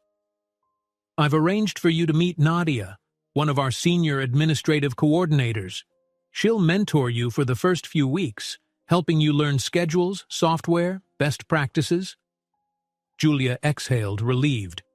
"That's wonderful. I'm eager to learn." He nodded, looking pleased. "Good. Since you'll be working near top-level executives, confidentiality is key. The HR forms you signed cover that, but I want to emphasize it personally. Our corporation has sensitive deals underway, and rumors could sabotage them." She remembered the fiasco with Henderson, how close she came to compromising those deals. She swallowed. "I understand. I won't breathe a word about anything I see or hear." He gave a curt nod of satisfaction. "Excellent. Also, if you ever feel overwhelmed, if tasks pile up or you face a situation like Henderson's again, come to me directly or to HR. I don't want a repeat of hidden threats." A wave of gratitude rose in her. "Thank you, Mr. Montgomery. You've already done so much." He waved it off with a gentle smile. "I prefer to think we're helping each other. Loyal employees are an asset." He set aside the tablet. "Shall we see your new workspace? It's not quite as grand as this office," he added wryly, "but it's comfortable." Julia stood, smoothing her skirt. Her heart pounded with anticipation. "Yes, please." He led her out of his office, back into the reception area. The stylish assistant gave a polite nod, and Julia managed a small smile in return. Bruce walked her around a corner to a set of glass walls, behind which lay a row of cubicles and offices for the administrative staff. The decor was modern, clean lines, frosted partitions, warm lighting, far more welcoming than the windowless janitorial break room she was used to. In the second cubicle from the end, Bruce paused. "We'll start you here. You have a computer terminal, some drawers for files. Nadia's station is right next to yours. She's not here yet, but she'll arrive soon." Julia peeked inside. There was a slim desk, an ergonomic chair, and a brand-new workstation. The screen displayed a "Welcome Julia" background. She felt a lump in her throat. "It's beautiful," she whispered, laughing at herself. "I'm not used to an actual desk." He smiled. "Well, get comfortable. This will be your domain now." His phone buzzed in his pocket, and he glanced at it. "I have to take this call. Nadia should be here any minute. You can settle in, check your company email. The password's in that envelope on your desk." "Right." She nodded, feeling a mix of excitement and nerves. "Thank you again." He left with a final nod, phone pressed to his ear, disappearing around the corridor. Julia let out a breath. Alone in her new cubicle, she sank into the chair, running a hand over the smooth surface of the desk. She found the sealed envelope with her credentials, typed them into the login screen, and watched the system load. Her company inbox opened with a brief tutorial. There were welcome messages from HR, a note from someone named Nadia, her assigned mentor, saying she looked forward to meeting at 9:30. Another email came from an address labeled CorpCom, outlining the day's announcements.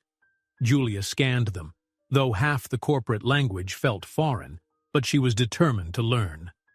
She clicked through the interface, exploring. After a few minutes, a presence appeared at the cubicle entrance. Julia turned to see a slim woman with a bright smile, curly black hair pinned into a neat bun. She wore a chic blazer and carried a tablet. "Hi," the woman said warmly. "I'm Nadia. You must be Julia." Julia stood, returning the smile. "That's me." Mr. Montgomery said you'd be my mentor. Nadia offered her hand. Yes, welcome to the team. Let's get you oriented. We'll start with a quick tour. Cafeteria, restrooms, supply closets, and then I'll walk you through scheduling software and email protocols. Julia felt immediate relief at Nadia's friendly tone. She followed her around, noting the layout: a shared break lounge with a small kitchen, color-coded supply drawers for stationery, a conference room for large staff meetings. It was so different from the hidden corners she'd cleaned as a janitor. Everyone they passed offered polite greetings, apparently recognizing Nadia and responding positively when introduced to Julia as the new administrative hire. By mid-morning, she was back in her cubicle, going over a training manual with Nadia. The software seemed complicated at first: calendars, meeting invites, resource bookings, but Nadia's patience helped. "Don't worry," she kept saying. "It's a lot to absorb on day one, but you'll pick it up." Julia found herself grinning. This was real. She was part of an office environment, not mopping floors. Her phone buzzed in her purse, startling her. She glanced at Nadia, who was explaining how to file expense reports, and Nadia nodded. "Go ahead, check it." Julia fished out her phone, expecting maybe a text from Belinda or Bruce. Instead, a jolt of discomfort shot through her. The screen displayed an unknown number. Her mind flashed to Henderson for a brief, terrifying moment. But Henderson was done, wasn't he? She excused herself politely from Nadia, stepping into the hallway. Heart pounding, she answered in a low voice. "Hello?" A distorted silence preceded a whispered sentence. "He may be gone, but the secrets remain." Her blood ran cold. "Who is this?" The line crackled. The voice, warped as if by a software filter, continued. "Don't trust your new boss. He hides bigger things than you imagine." Julia pressed herself against the corridor wall, trembling. I don't know what you mean." A hiss echoed, then a final statement before the call ended. "You saw what happened to Henderson. Don't be next." Click. The line went dead.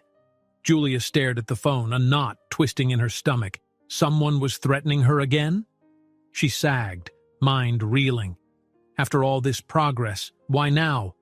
Nadia poked her head around the corner, concern in her eyes. "Julia, everything okay?" Julia forced a tight smile, slipping the phone into her pocket. "It's fine," she lied, voice trembling. "Just a personal call." Nadia didn't push, but worry flickered on her face. "If you need a moment, go ahead," Julia exhaled, nodding. She walked slowly back to her desk, heart hammering. Her thoughts churned. Who would call her with such a cryptic warning? Was it someone who resented Bruce? Another disgruntled employee? A competitor?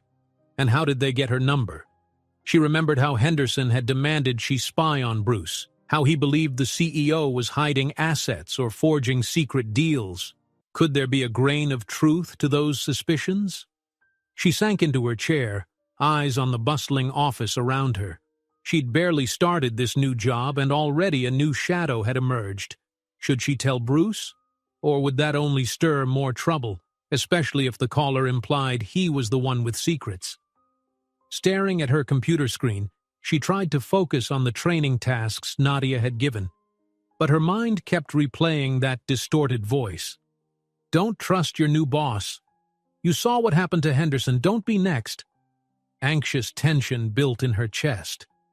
She glanced at the clock. 10:15 a.m. Bruce was likely in some meeting or on a call. She considered sending him a text. But would that risk drawing attention from others? She chewed her lip, remembering his promise. "If you ever face a situation like Henderson's again, come to me." But was this situation the same? She didn't even know who was behind it or why. She might be overreacting to a crank call from someone disgruntled. Still, her gut told her not to dismiss it. She typed a quick email instead. Subject: Urgent personal inquiry to Bruce Montgomery. "Hi, Mr. Montgomery. Something unusual has come up. It's possibly another threat. Not sure what it means, but I'd like to speak with you when you have a free moment. Thank you, Julia. She hovered over the send button, hesitating. Could the unknown caller be monitoring her communications? That felt paranoid. Yet after Henderson's fiasco, she wasn't sure what to believe. Ultimately, she clicked send. Better to let Bruce know than stay silent. 10 minutes later, an email flashed in her inbox from Bruce. I'm tied up until noon. Can you come to my office at 12:15? We'll talk then. She nodded to herself, replying, Yes, I'll be there. A swirl of anxiety and relief warred in her stomach. At least she wouldn't be alone in figuring this out. Trying to refocus, she immersed herself in the training, forcing her mind to absorb the spreadsheets and scheduling tasks. Nadia hovered helpfully, answering questions and showing her shortcuts. The mundane clicking of keys and mild office chatter formed a calming background. And for a while, Julia almost forgot the eerie phone call. But the closer noon approached, the more her nerves rattled. She kept checking her phone, half expecting another cryptic message. None came. At 12:05, Nadia suggested they break for lunch, and Julia politely declined, claiming she had a quick errand. Her mentor didn't pry, so Julia headed to the 20th floor alone. In the executive reception area, the assistant recognized her immediately, buzzing her through. Julia paused at the tall doors, steadying herself, then stepped inside.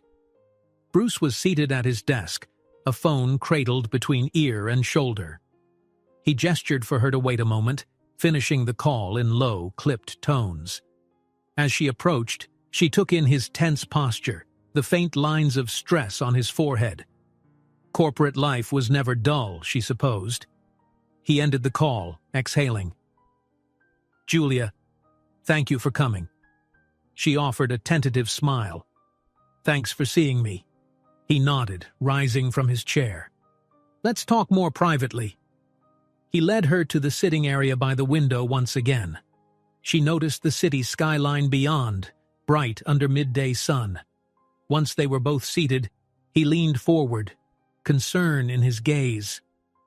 What's going on? Julia hesitated, then described the mysterious call. Someone with a distorted voice warned me not to trust you. Said I could be next if I wasn't careful. His jaw tightened.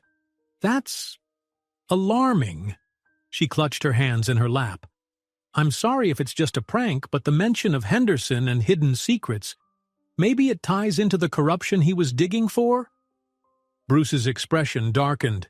He was silent for a moment, as though choosing his words carefully. I won't lie to you, Julia. There are high-stakes negotiations happening here, and not everyone is happy about them. Her pulse quickened. Negotiations for what? He exhaled. We're finalizing a merger with a rival firm, Serafil Industries. It could reshape this entire sector. Billions of dollars, thousands of jobs. It's sensitive. Some investors oppose it and certain board members think it's too risky. He frowned. But the board gave me authority to proceed and I plan to push it through. That's ruffled feathers. She drew in a breath, recalling Henderson's claim that Bruce was hiding assets. So, are you hiding anything? Off-the-books deals? He looked offended for a split second, then softened. No, but the negotiations are private. If details leaked, share prices could be manipulated, or the entire deal could collapse. I suspect someone out there wants to sabotage me. Henderson was a small piece of that. Now, it seems someone else is trying to intimidate you, hoping you'll turn against me. Or run. Julia's mind swirled. But why me? A wry twist of his mouth. Because they see you as vulnerable. You're new. You had that run-in with Henderson. Maybe they think you can be frightened into revealing internal info. Her heart sank. So, this might not be over? His gaze turned steely. I'll do everything I can to shield you, but we must be cautious. If you get any more calls or strange messages, record them. Let me know immediately. Julia nodded. And if they threaten my children? His tone hardened. They won't get that far. I promise. She felt a flicker of relief at his resolve, though fear still coiled in her gut. So what do we do now? We proceed with caution, Bruce said. You keep doing your job, learning the ropes. Don't let fear paralyze you. If the caller tries to contact you again, find out whatever you can, who they might be working with, what they want. She bit her lip. And if they insist you're hiding something? A shadow passed over his face. Then we consider a more direct approach. But for now, trust me when I say I'm not engaged in illegal activities. I'm trying to grow this company in a competitive market. Julia studied him, wanting to believe. Despite the rumors, the cryptic calls, her gut told her Bruce was sincere. He could have easily discarded her after Henderson was fired, but instead, he'd given her a chance. That had to count for something. She exhaled slowly. I'll be careful. A faint smile touched his lips. Thank you. And Julia, if you feel uneasy, you can come here any time. We can also arrange security escorts. She shook her head. I'll be all right for now, but thanks. He nodded, then stood, signaling the conversation's end. Let's get back to work then. The rest of the day's fairly routine, meetings, admin tasks, etc. Keep me posted if anything else happens. She rose, smoothing her skirt. I will. Thank you for hearing me out. Their eyes met, a strange current of mutual understanding passing between them. Then Julia turned and left the office, stepping out onto the top-floor corridor with shoulders squared. As she descended to her cubicle, her phone stayed silent. Whoever had called her had made their threat and vanished, for now. But the tension in the air felt tangible, like a storm gathering at the horizon. She clung to Bruce's reassurance, her new job responsibilities, and the thought of Carmen and Carlos waiting at home. Even if the unknown caller believed she was easily rattled, they were wrong. She was here to stay, lies or no lies, secrets or no secrets, and she would not be frightened away from the path she'd fought so hard to claim. The following week brought an onslaught of new tasks for Julia, testing her ability to transition from janitor to administrative assistant. Each day she arrived early and left late, throwing herself into every training module Nadia provided. She mastered the meeting scheduling software and helped coordinate small events for various departments. Although the constant learning was intense, she found satisfaction in each skill gained. Her cubicle became a small haven, a pinboard for sticky notes, a neat row of color-coded folders, and a photo of Carmen and Carlos smiling under an old oak tree. Every time she felt overwhelmed, she glanced at that picture and reminded herself why she had to keep pushing forward. Bruce Montgomery, for his part, oscillated between supportive and distant. Some mornings, he'd stop by her desk with a quick question or a nod of encouragement. Other times, he barely emerged from his office, locked in hours-long calls with Serafil Industries or in closed-door meetings with the board.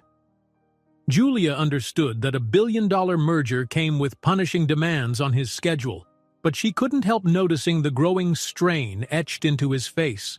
Despite the busyness, one worry shadowed her steps: the mysterious phone call. Days passed without any further contact, and each silent hour made her both relieved and uneasy. Was the unknown caller biding their time, or had they abandoned their plan to scare her off? She couldn't decide which scenario felt more unsettling. Early on a Tuesday morning, Bruce summoned her to the 20th floor conference room for a planning session. Julia's heart fluttered with the usual mix of nerves and excitement. She was about to sit in on a real, high-level meeting. Nadia gave her a thumbs up as she left the cubicle, lugging a binder of schedules and a notebook for jotting minutes. When Julia arrived, she discovered Bruce wasn't alone. Seated at the long glass table were two men in dark suits, each reviewing documents with grim expressions. One had silver hair combed neatly back, his posture rigid. The other was younger, but wore the same severe aura. Their matching lapel pins bore the Serafil Industries logo, a stylized S enclosed in a circle. Bruce looked up, beckoning her to close the door. "Julia, thanks for coming. Let's make this quick. You'll be taking notes for me?" She nodded, quietly sitting off to the side, notebook ready. The silver-haired man, introduced as Mr. Albrecht, Seraphile's lead negotiator, barely acknowledged her. The younger man, Mr. Tran, offered a curt nod. They resumed their discussion, volleying terms back and forth: share distribution, staffing transitions, intellectual property rights. Julia diligently recorded each point, though the corporate jargon blurred. She sensed tension radiating from the Seraphile men. They questioned Bruce's every detail with cold precision. He maintained his composure, but she caught glimpses of frustration tightening his jaw. "We're concerned," Albrecht said at one point, his voice clipped, "about the rumors of undisclosed holdings in this company. The board wants guarantees that no hidden debts or liabilities will surface after we sign." Bruce inhaled slowly. "We've been transparent. My CFO has provided all relevant statements. There's nothing hidden." Tran leaned forward. "What about that fiasco with your former supervisor? Henderson, was it? We heard he believed there were significant assets unaccounted for."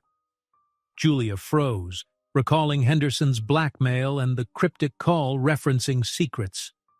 Bruce's gaze flicked to her, then back to Tran. That was baseless. Henderson was disgruntled and acted alone. We have internal documents disproving his allegations. Albrecht exchanged a glance with Tran, then shrugged. "We'd like to see more thorough audits, just to be sure. In a merger of this scale, any surprise can topple the deal. Let's avoid that." Bruce, jaw clenched, replied, "Fine. I'll arrange an independent audit if that's what you need, but let's not allow rumors to derail progress." The conversation moved on, but the tension remained, thick and unyielding. Eventually, Mr. Albrecht checked his watch. "We'll revisit these points next week. Our legal team will be in contact."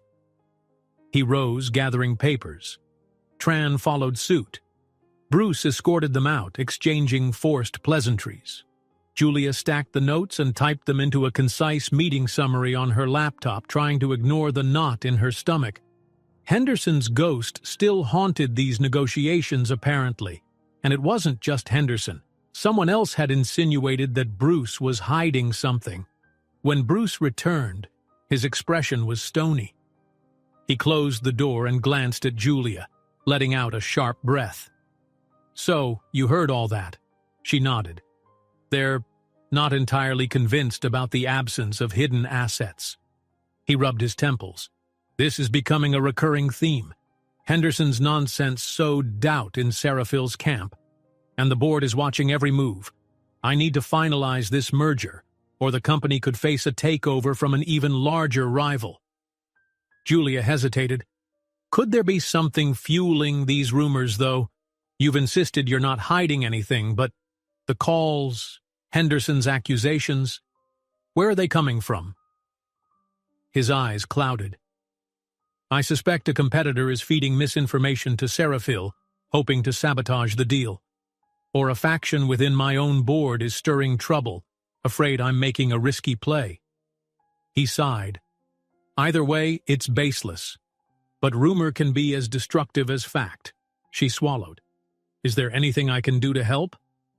A hint of appreciation flickered in his gaze.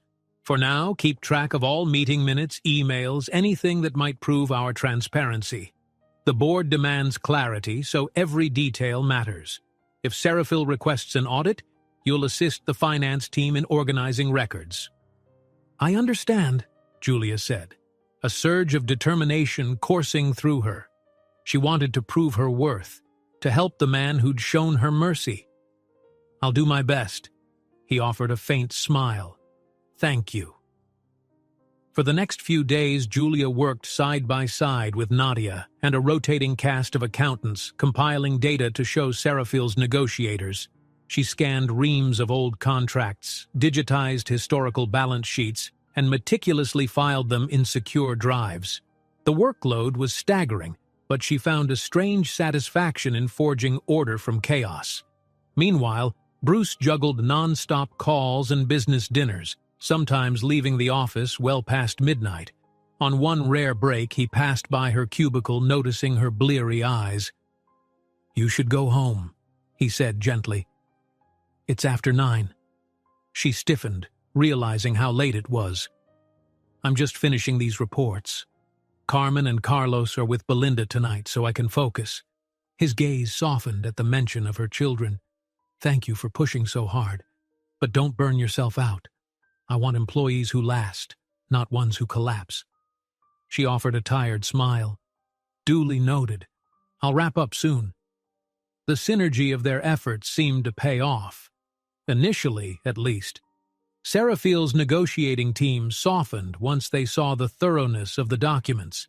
Albrecht and Tron began to make fewer pointed remarks about hidden liabilities. It felt like the tide was turning in Bruce's favor. That optimistic bubble burst on a Thursday morning. Julia arrived at the tower to find an unusual hush blanketing the top floors. People moved in tense clusters, whispering. She slid into her cubicle, exchanging a worried look with Nadia. "What's happening?" Nadia grimaced. An anonymous tip got leaked to the press. Something about Montgomery's secret slush fund. Allegations that he's siphoned money from corporate accounts to an offshore entity. The news outlets are swirling. Julia's stomach dropped. "But that's not true, right?" Nadia shook her head. "I highly doubt it, but rumors can set off investigations, freeze negotiations. Seraphile might panic and back out." She lowered her voice. "Bruce is furious and cornered. He's in an emergency board meeting right now." Julia's thoughts spun. The same rumors again. Hidden assets, fraudulent funds. She remembered the phone call warning her not to trust the boss, claiming bigger secrets lurked. Could that unknown caller have orchestrated this leak? Or was it a competitor feeding the press? An email pinged in her inbox. Subject, emergency staff briefing at 11 a.m. She clicked it, seeing Bruce's name as the sender. He wanted all administrative personnel in the large conference room. No further details given. At 10:50, she joined the throng heading to the designated space. Over 20 staff members packed the glass-walled room. Bruce arrived last, stepping in with a brisk stride. His expression was grim, tie slightly askew. He surveyed the employees, meeting each gaze in turn. "Thank you for coming," he said, voice resonating with steeled determination. "I assume most of you have heard about the allegations in the media. Claims that I've been funneling corporate money to an offshore account. Let me state clearly, these accusations are false. We suspect sabotage from outside, someone feeding misinformation to manipulate the merger negotiations." A murmur of concern rippled through the room.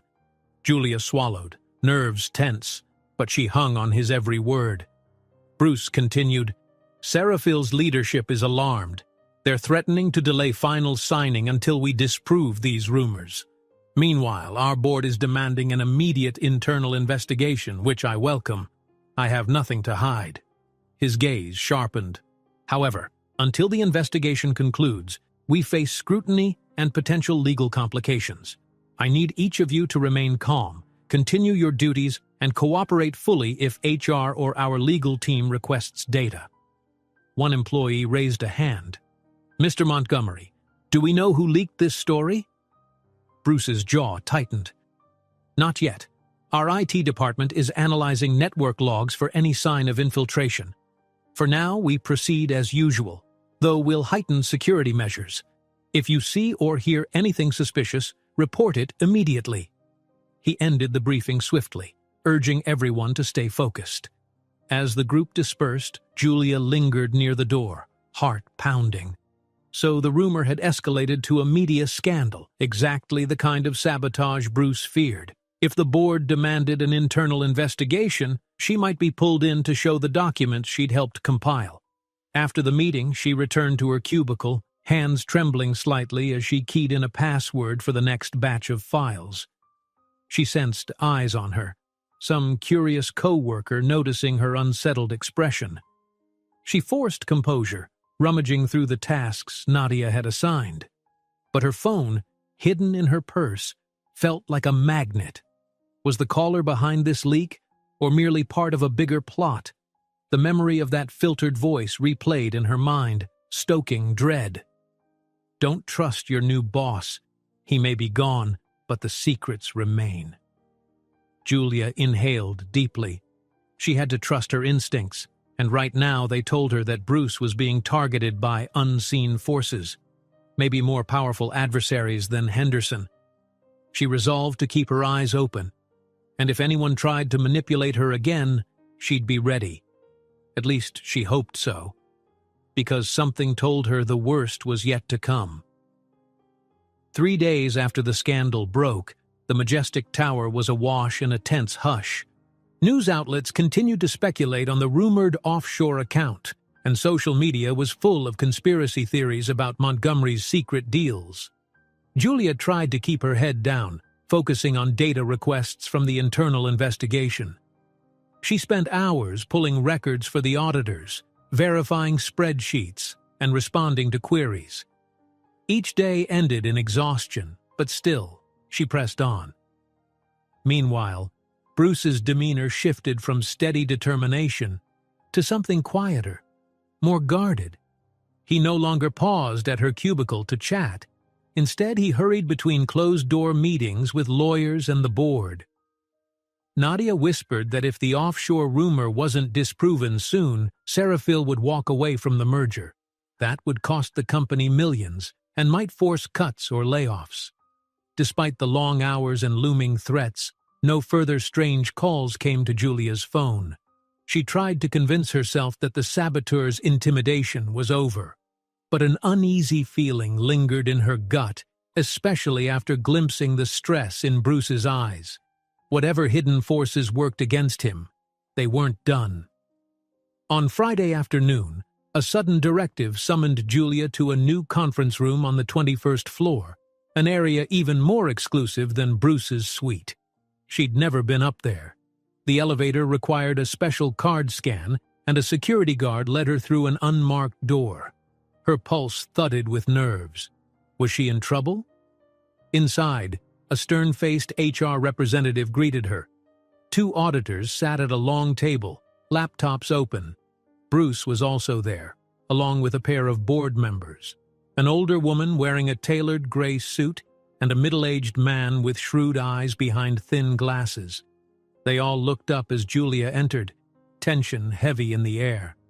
"Ms. Reyes," said the HR rep, "we need to clarify your role in the retrieval of documents. Please, have a seat." Julia gingerly perched on a chair. Bruce gave her a quick nod as if to say, "Don't worry." But the board members' expressions were grave. One of the auditors turned his laptop around. "We've reviewed the digital footprints associated with your login," he said in a neutral tone. "You accessed a large volume of historical financial records. Can you explain why?" Julia's stomach twisted. "I was helping compile data for Serafil's negotiations and later for the internal investigation. Nadia assigned me to scan and organize older contracts plus balance sheets from the last decade, that's all." "Did anyone instruct you to delete or alter any files?" asked the older woman, her voice clipped. Julia shook her head emphatically. "No, I kept everything intact." The auditors exchanged glances. One typed notes while the other said, "We found no anomalies in your activity. However, we must ask, did you ever come across references to an offshore account in these documents?" She hesitated, recalling lines of data she'd skimmed. "No, I saw nothing like that. Only standard financial statements. There were foreign holdings, but those appeared in official ledgers. Nothing hidden." Bruce cleared his throat. "Ms. Reyes has been extremely thorough and transparent. If there was an offshore account, I assure you it's not in our official files, because it doesn't exist."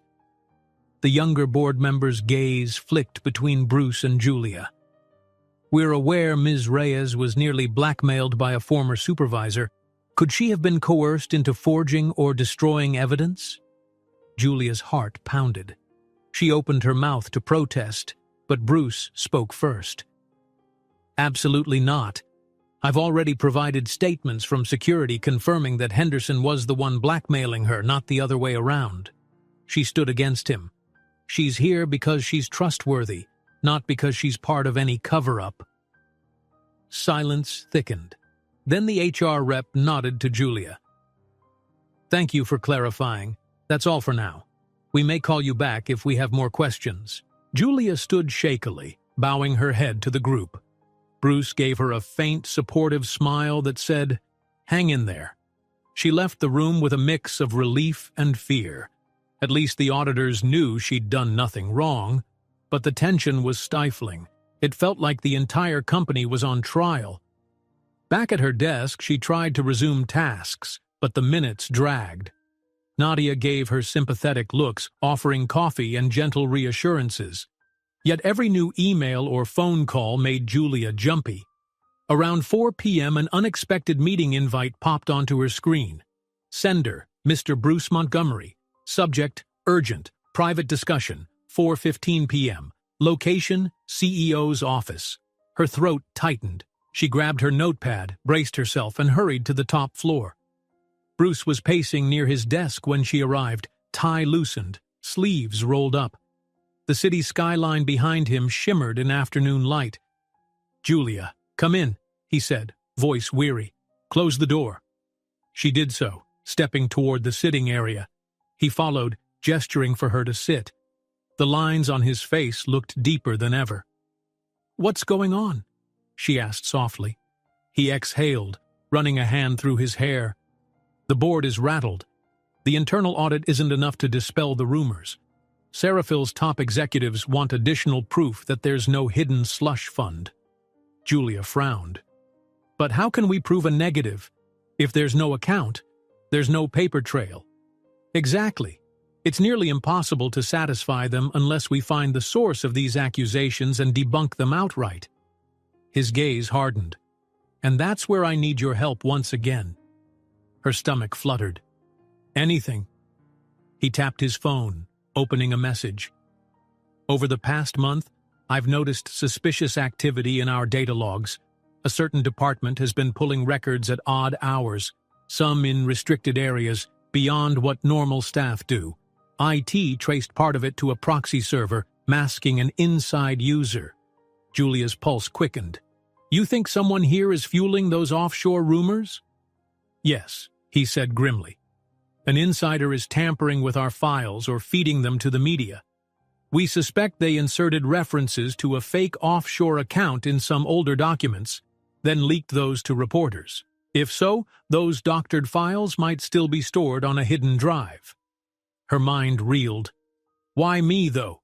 Shouldn't the IT team handle it?" He offered a small, tense smile. "They're on it, but they can't parse the layers of older corporate archives as quickly as you can. You've already gone through much of our historical data. I want you to do a deeper search, look for anomalies. If there's even a single clue, we need to find it." Julia's hands shook slightly.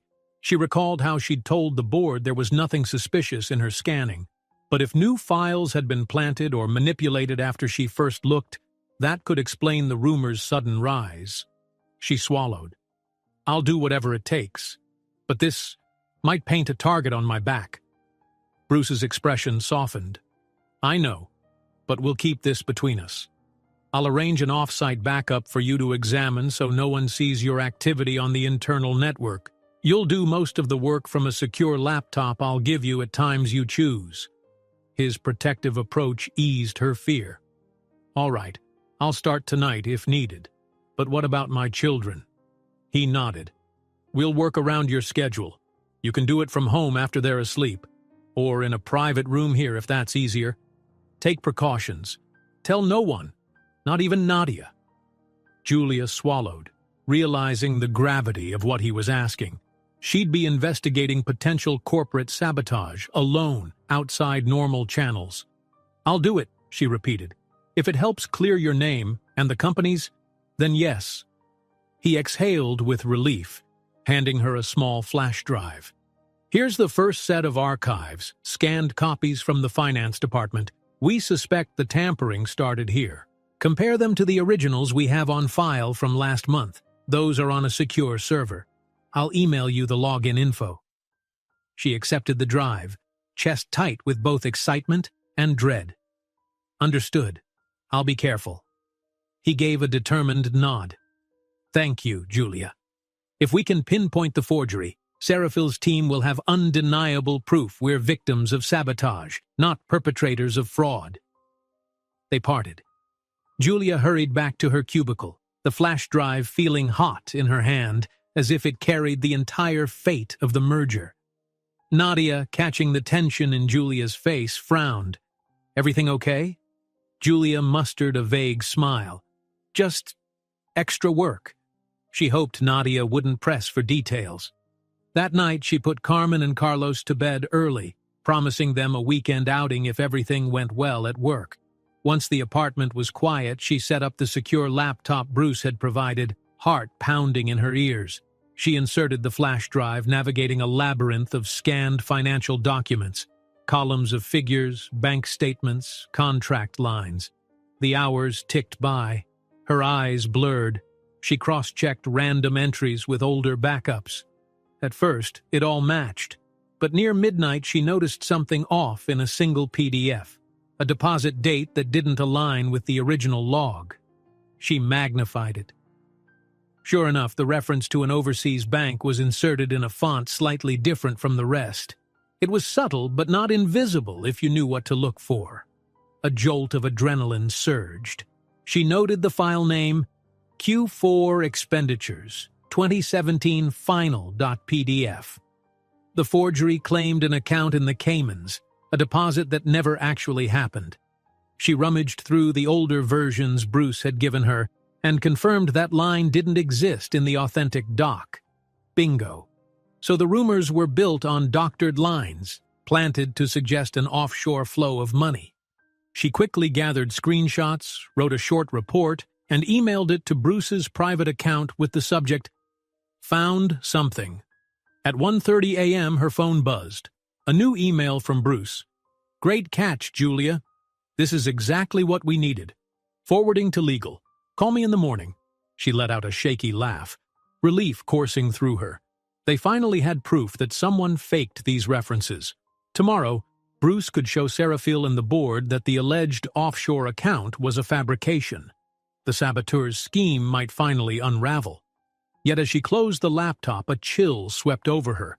Someone in the company had gone to great lengths to slip that line into official archives, someone with enough skill to mimic old records. They'd likely not stop just because one forgery got exposed. She double-checked her door locks, heart hammering. The next day brought a flurry of triumphant progress. Bruce presented Julia's findings to a stunned board, along with the digital footprints from IT. Seraphil's negotiators, upon hearing the news, relaxed their posture, realizing the rumored account was fake. By week's end, the final contract was back on track. The corporate world sighed with relief. In a private moment, Bruce thanked Julia personally. "You saved this deal," he said, voice earnest. "I can't thank you enough." She smiled, though her eyes were tired. "I'm just glad I could help, and I'm relieved you aren't the villain in some drama." He huffed a soft laugh. "Me too." Then, more seriously, "We're still investigating the saboteur. Once we find them, they'll face charges. If you see any sign of them again, let me know." Julia nodded. She recalled the mysterious caller's warning, but felt no fear now. The truth had emerged, and she'd stood on the side of honesty. Henderson was gone, the forgeries exposed. Her children were safe. She had a stable position with a promising future. 2 weeks later, the merger formally closed. The building buzzed with celebration. On the top floor, Bruce signed the final documents alongside Seraphil's team, cameras flashing. Julia lingered behind the scenes, proud that her small part of detective work helped make it possible. That evening, the majestic tower lit up with a special display in the lobby, congratulating Montgomery Corporation and Seraphil on their new alliance. Julia passed through with a smile, heading home to share the good news with Carmen and Carlos. She no longer had to fear Henderson or crippling job insecurity, and while the threat of hidden enemies remained in any big corporation, she felt ready to face it, especially with Bruce's trust and her own growing confidence. Outside, the city's lights twinkled. She gazed up at the tower, remembering her first day as a frightened janitor, clutching a mop. Everything had changed since then, her title, her responsibilities, her sense of self-worth.